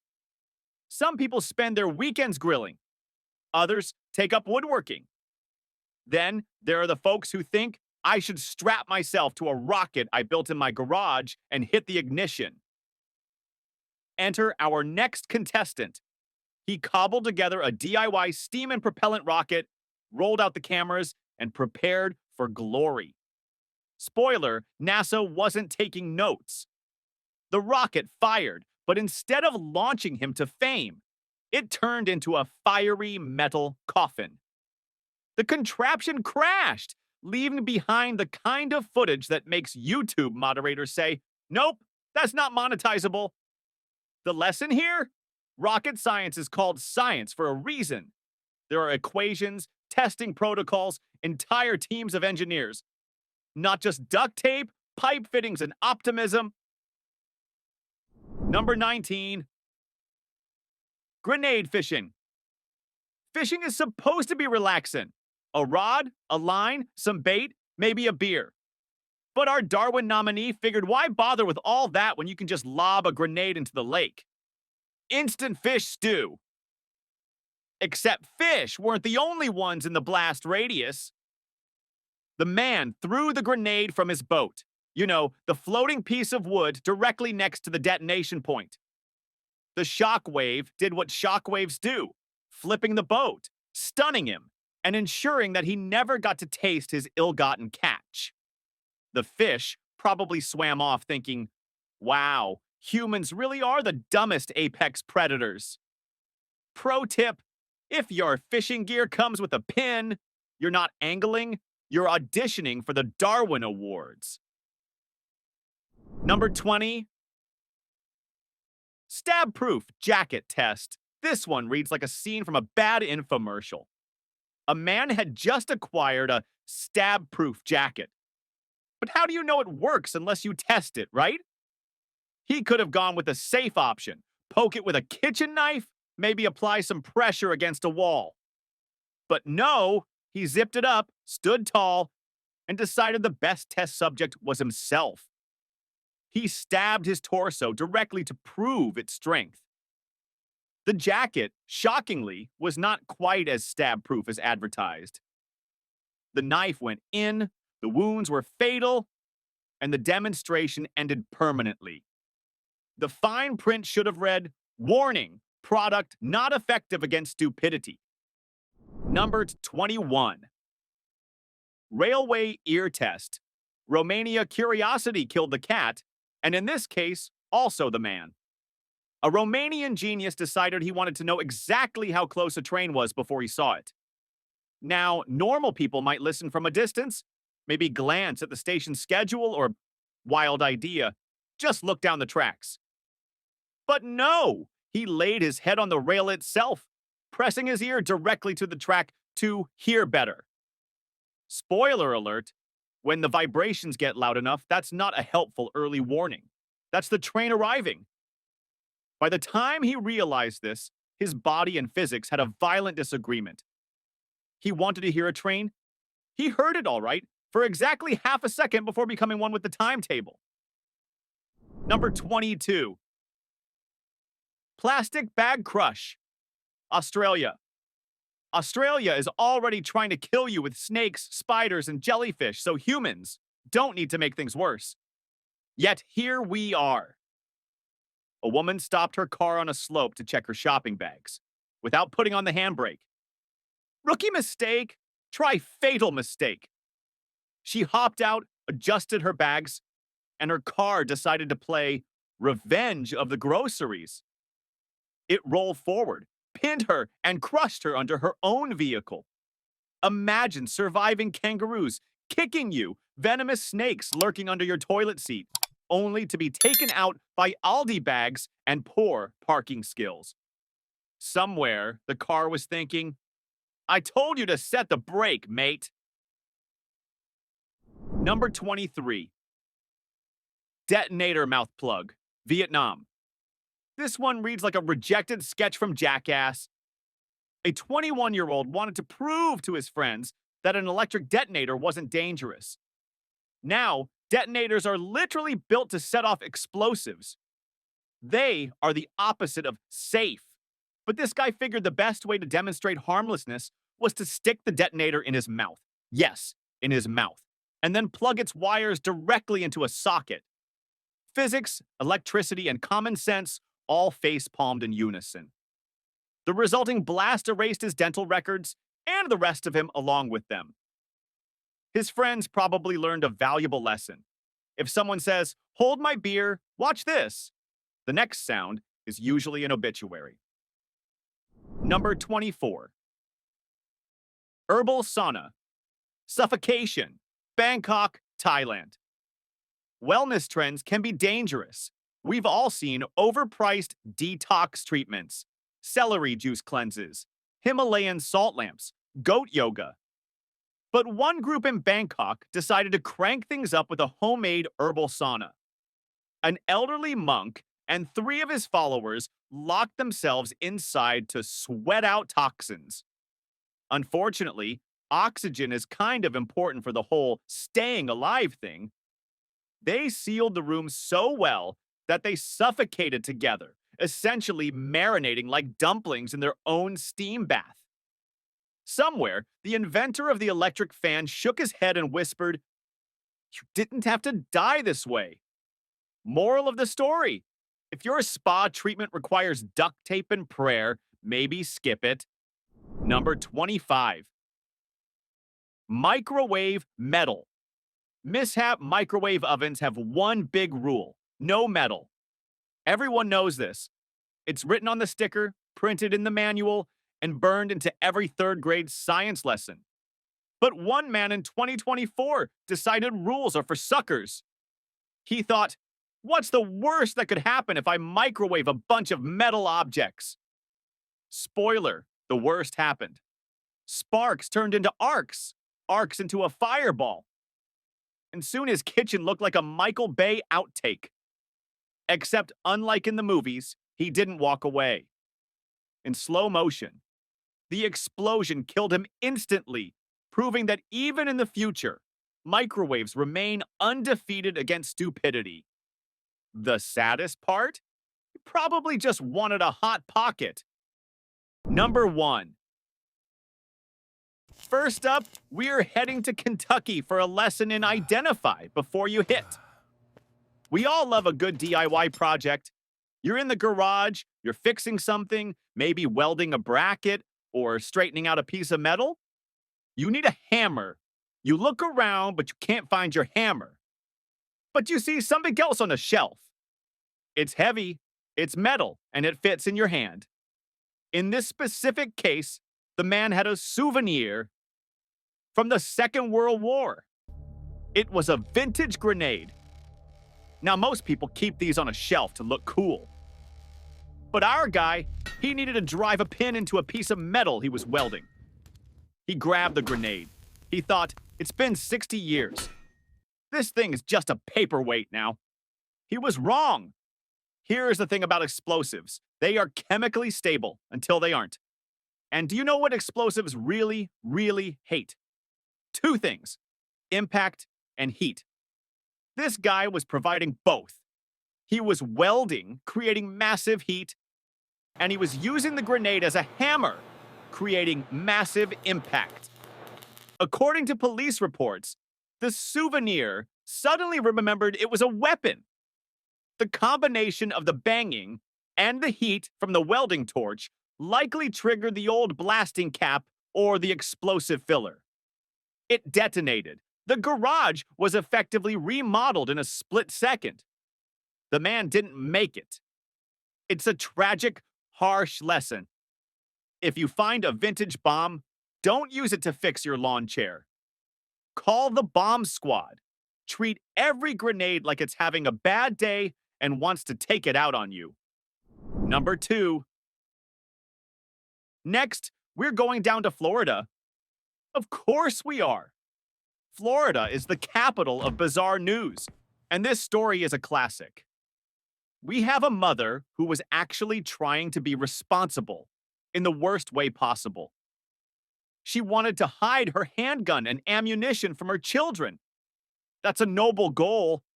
Safety first, right? But instead of buying a safe or a lockbox or putting it on a high shelf, she looked at her kitchen appliances. She opened the oven. She thought, the kids never look in here. So she stashed the loaded pistol and a box of ammo inside the oven. Then, life happened. She got busy. A few days later, she decided to cook dinner. Maybe a casserole, maybe some cookies. She preheated the oven to 350 degrees. She completely forgot that she had turned her Frigidaire into an armory. Physics lesson: bullets contain gunpowder. Gunpowder ignites when it gets hot. The oven got hot. Suddenly, the kitchen wasn't smelling like lasagna. It sounded like a firefight. The heat cooked off the rounds. Pop! Bang! The bullets started exploding inside the oven. The casing of the bullets ruptured, sending shrapnel flying around the inside of the stove, and in some cases, blasting through the glass door or the metal sides. Luckily, she wasn't standing directly in front of it when the popcorn started popping, so she survived. But imagine explaining that to the insurance company.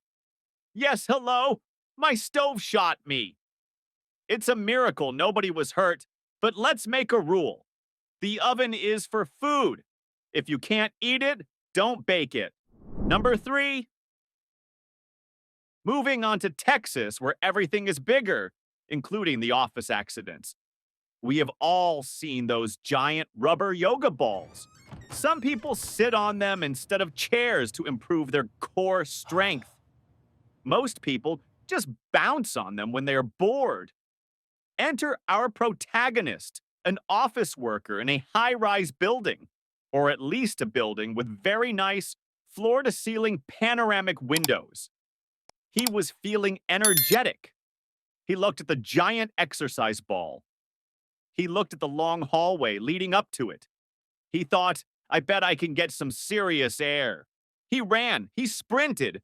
He launched himself at the ball, intending to bounce off it like a gymnast.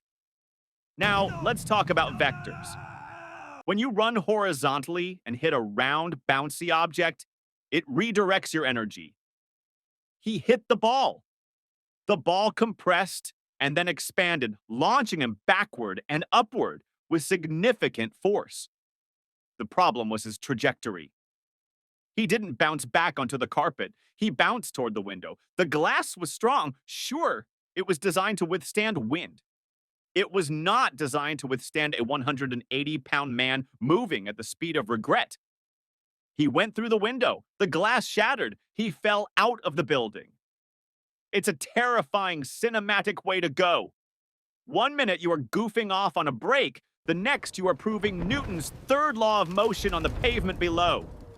If you work in an office with glass walls, maybe keep the acrobatics for the gym. Number 4. Next, let's go to Detroit for a story about the forbidden spaghetti. Copper theft is a big problem. People steal pipes, wires, anything they can melt down for cash. But there is a reason some wires are left alone. A man entered an electrical substation. To him, it looked abandoned. It was just a bunch of metal and wires sitting there, waiting to be harvested. He saw the main cables, thick, heavy copper lines. That's a lot of money at the scrapyard. He brought his heavy-duty bolt cutters. He walked up to the line. He clamped the cutters onto the wire.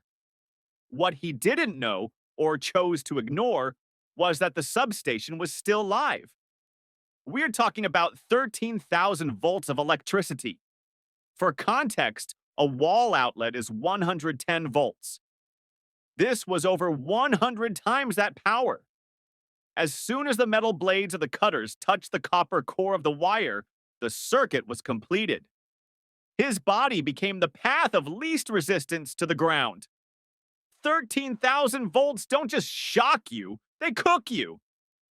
The energy release was so massive and instantaneous that it essentially fused him to the tool. He was found later, welded to the cutters. It was instant. He didn't even have time to realize he made a mistake. It's a grim reminder. If a sign says high voltage, it's not a challenge. It's a fact. Electricity is invisible, silent, and it travels at the speed of light. You cannot outrun it. Number 5. And now we head to Georgia for a story about a man and his lawnmower. We have a 32-year-old man who apparently really hated his lawnmower. Maybe it wouldn't start. Maybe it cut the grass unevenly. Whatever the reason, he decided to give it a Viking funeral. But instead of just throwing it away, he bought tannerite. For those who don't know, tannerite is a brand of binary explosive targets. It's legal in many places. You mix 2 powders, you shoot it with a high-velocity rifle, and it goes boom. It's meant for target practice. This genius packed the old lawnmower full of the explosive. He placed the mower in the yard. He grabbed his rifle. Now, usually, the instructions for tannerite say you should be at least 100 yards away, especially if you're blowing up metal. Metal turns into shrapnel. Shrapnel is bad. Our guy was not 100 yards away. He was much closer. He took aim. He fired. The bullet hit the target. The lawnmower exploded. It was a spectacular blast. But the lawnmower, being made of steel and blades, disintegrated into jagged flying projectiles. One piece of the mower, a chassis fragment, or a blade, flew back toward the shooter faster than he could blink. It struck him. The damage was catastrophic. In a similar case, a man lost his leg, but in this case, the outcome was fatal. He was taken out by the very machine he was trying to destroy. The lawnmower got the final word. Number 6. Next, we're heading to Texas for the ultimate redneck engineering fail. We've all had a fuse blow in our car. The radio stops. The lights go out. It's annoying. Usually, you go to the auto parts store, spend 50 cents, and buy a new fuse. But not this guy. He was driving an old pickup truck miles from nowhere. And he didn't have a spare fuse. He looked around the cab of his truck for something, anything that would fit in the fuse slot to complete the circuit. He found a .22 caliber cartridge. For those who don't know, a .22 bullet is small, cylindrical, and made of metal. It fits perfectly into the fuse clips of older vehicles. It's like a Cinderella slipper, if Cinderella were heavily armed. He snapped the live round into the fuse box, which was located under the dashboard, right between his legs. The circuit completed. The lights came back on. Success! No. Here is the problem. A fuse is designed to melt when there is too much current. A bullet is designed to explode when it gets hot. As he drove down the road, the electricity flowing through the cartridge heated it up. The gunpowder inside reached its ignition temperature. Bang! The bullet discharged. Since the casing was clamped down, the bullet itself had nowhere to go but out. It fired straight down, or rather, straight into the driver. It struck him in the groin area, severing a major artery. The shock and the immediate loss of pressure caused him to lose control of the truck. He slammed into a tree. It's the only case on record where a man was shot by his own car while driving it. If your fuse blows, use a paperclip, use foil, use anything but live ammunition. Number 7. Next, let's go to Louisiana for a tragic lesson in multitasking. We live in a fast-paced world. Everyone is in a rush. We text while walking, we eat while driving, and apparently some people try to style their hair while bathing. We have a young woman who was getting ready for a night out. She was running late. She needed to take a bath, but she also needed to straighten her hair.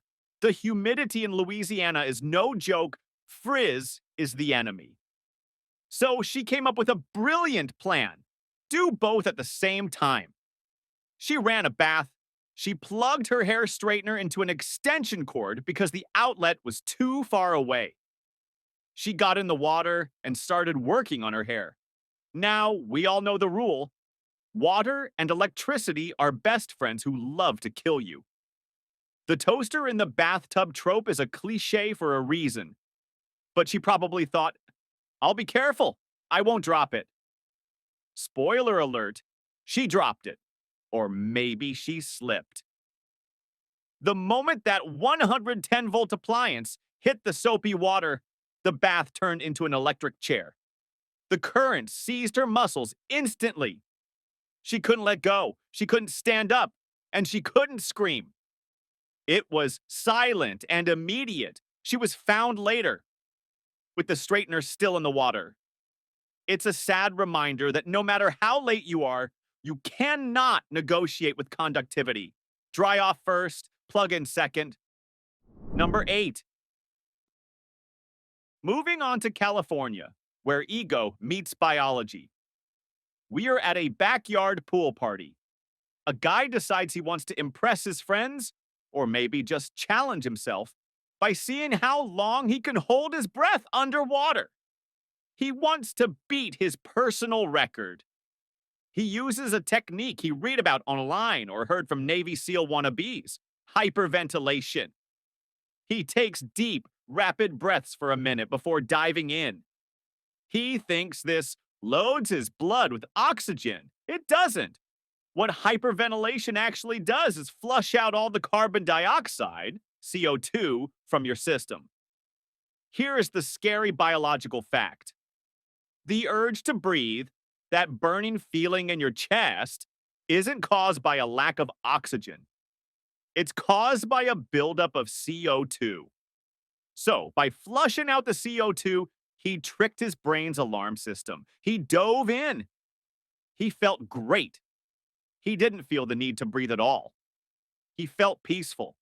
He was sitting on the bottom of the pool thinking, wow, I'm a machine. I can do this all day. And then his oxygen levels dropped below the critical threshold to keep the lights on. Because his CO2 levels were still low, his brain never got the emergency breathe now signal. He simply passed out underwater.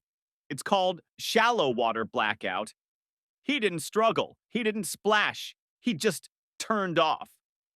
His friends thought he was just really committed to the stunt. By the time they realized he hadn't moved in 4 minutes, it was too late. His body forgot to breathe. It's a silent killer, and it happens to strong swimmers all the time. Don't hyperventilate before swimming. Your brain needs that CO2 alarm to keep you alive. Number 9. Next, let's head to Ohio for a science experiment that nobody asked for. Microwaves are for burritos. They are for popcorn. They are not for sealed, pressurized containers. Our hero, a fan of internet challenges and what-if scenarios, decided to see what would happen if he microwaved a can of aerosol deodorant. Some versions of this story say it was a sealed gel hand warmer, but the physics are the same. He put the object in, set the timer for 3 minutes, and stood right in front of the door to watch the show. Inside the box, the microwaves agitated the molecules. The liquid inside the can turned to gas. The pressure built up rapidly. It went from 0 to catastrophic failure in seconds. The metal can couldn't hold the pressure. It exploded. But here is the part he didn't calculate. The explosion didn't just stay inside. The force of the blast blew the heavy door of the microwave off its hinges. The door, with its glass and metal frame, flew outward at incredible speed. The man was standing directly in the flight path. The door hit him in the neck/head area with the force of a car crash. It acted like a blunt guillotine. He was taken out by his own kitchen appliance because he wanted to see a can go boom. If you want to watch explosions, play a video game, don't turn your kitchen into a bomb testing range. Number 10. And now let's talk about stubbornness in Pennsylvania. Changing a tire is a rite of passage. It's manly, it's rugged. But sometimes the wheel is stuck. Rust and corrosion can weld the rim to the hub. You pull, you kick, but it won't budge. Our guy was on the side of the road, frustrated. He tried kicking it, nothing. So he went to his truck and grabbed a sledgehammer. A big, heavy, iron sledgehammer. He thought, I'll just give the tire a solid whack to loosen it. He wound up and swung with all his might. Now let's look at the materials. Sledgehammer, hard steel. Tire, pressurized elastic rubber. He hit the tire sidewall full force. If you hit a piece of metal, the energy is absorbed or dents the metal. When you hit a pressurized rubber tire, it acts like a giant spring. The tire absorbed the energy of the swing, compressed for a millisecond, and then returned that energy directly back to the hammer. The sledgehammer bounced off the tire with almost the exact same speed it went in it. The handle or the head of the hammer flew back and struck the man right in the forehead. It was a knockout blow, and tragically, it fractured his skull. He fought the tire, and the tire used judo on him. If a wheel is stuck, use penetrating oil. Use a rubber mallet, or call a tow truck. Do not play baseball with a sledgehammer and a bouncy castle. You will lose. Number 11. Next, we are heading to the beautiful rivers of West Virginia. Fishing is supposed to be relaxing. You sit by the water, you drink a cold beverage, you tell lies about how big the one that got away was. But for a certain group of friends, relaxation wasn't on the menu. Hold my beverage and watch this was. Our protagonist had caught a fish, specifically a bluegill or a sunfish. Now, for those who aren't fishermen, these aren't massive monsters. They are small, pan-sized fish. But they have a very specific defense mechanism. Evolution has given them a dorsal fin, the one on top, that is loaded with sharp, rigid spines. When the fish feels threatened, it flares these spines outward to make itself look bigger and harder to swallow. It's basically a biological prickly pear cactus. The man fueled by liquid courage and a bet with his buddies, decided he was going to swallow the fish whole, live, like a pelican. Now, pelicans have throats designed for this. Humans do not. He tilted his head back, dropped the wiggling fish into his mouth, and tried to gulp it down. Here is the biology lesson. The fish did exactly what millions of years of evolution taught it to do. It panicked. As it started going down the esophagus, it engaged its emergency brakes. It flared its dorsal fins.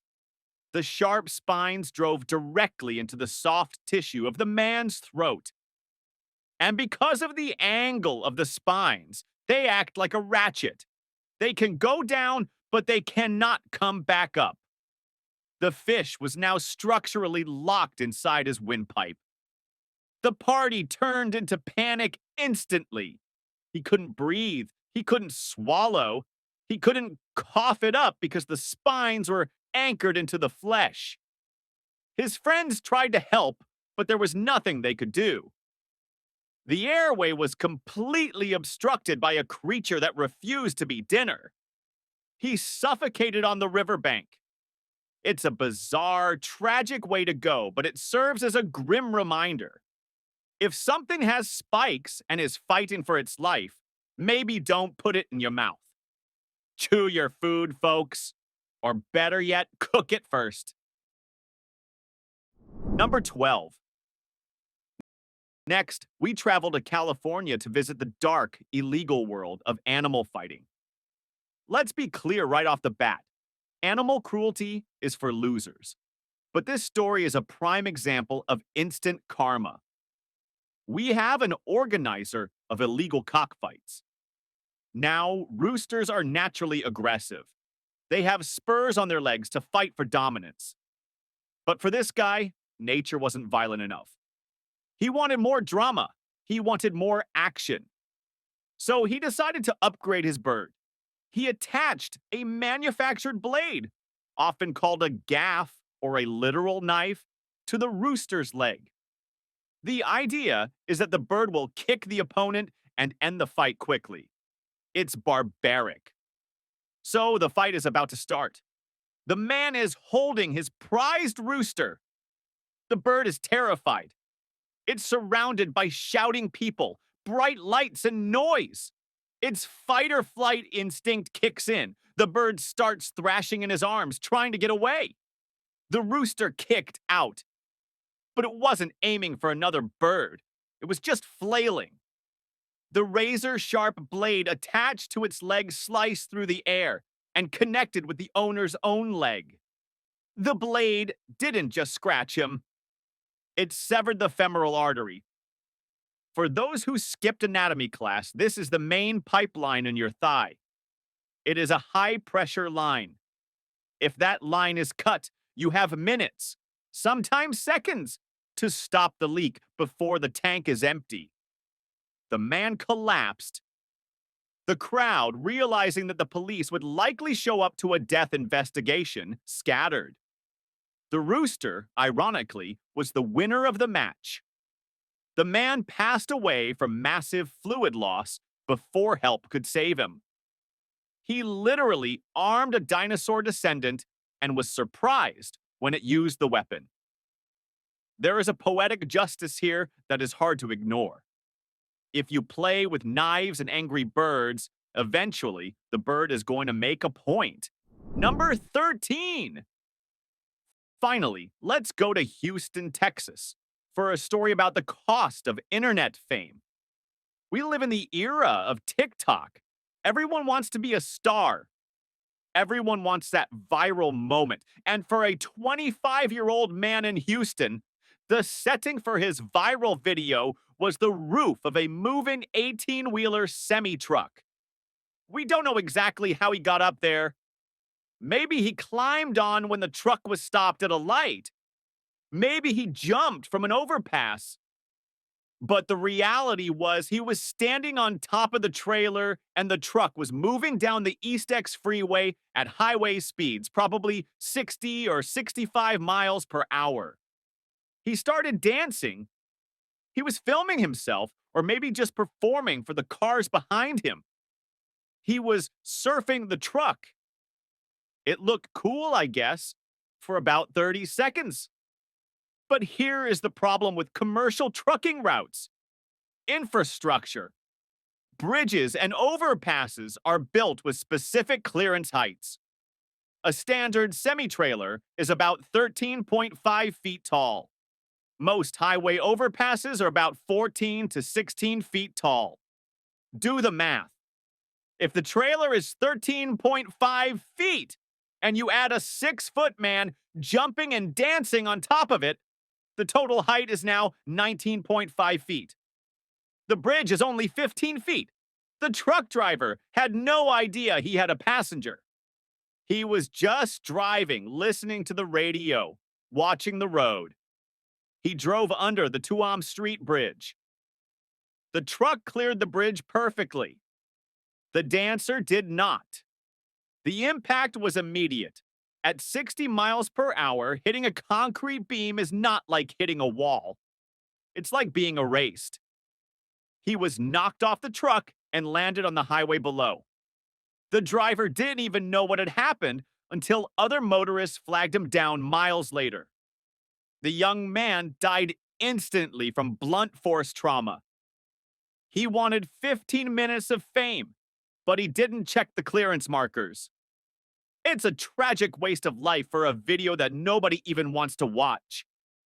This is a lesson in spatial awareness. The world is full of hard, immovable objects. Bridges don't duck. If you want to dance, do it on the floor. The roof of a moving vehicle is not a stage. It's a physics problem waiting to be solved. And the answer is usually 0. And breathe. We finally made it to the end of this massive marathon of questionable human logic. If you watched this entire compilation and didn't feel the sudden urge to go wrestle a wild animal or fix your home wiring with a wet sponge, congratulations, you are officially the smartest person in the room right now. We've covered everything from DIY explosives to fighting the municipal power grid. And if there's one giant lesson to take away from this supersized episode, it's that the universe has absolutely zero patience for anyone who treats basic physics like a polite suggestion. Honestly, just by sitting on the couch and watching this, you are crushing the survival game today. Now, I really want to hear from you guys. How did you like this massive compilation style? Did you enjoy having all these epic system crashes packed into one giant video? And out of all the glitches we looked at, which one made you physically cringe the hardest? I am always looking for your feedback to make these videos better, so drop your thoughts down in the comments. I'll be hanging out and reading through them. If you survived this entire journey and had a good time questioning the future of humanity with me today, please do me a massive favor and smash that like button. And if you haven't joined the club yet, hit subscribe so you don't miss our next deep dive into the absolute absurdity of the human ego. Stay smart, respect the heavy machinery, and I will catch you in the next one.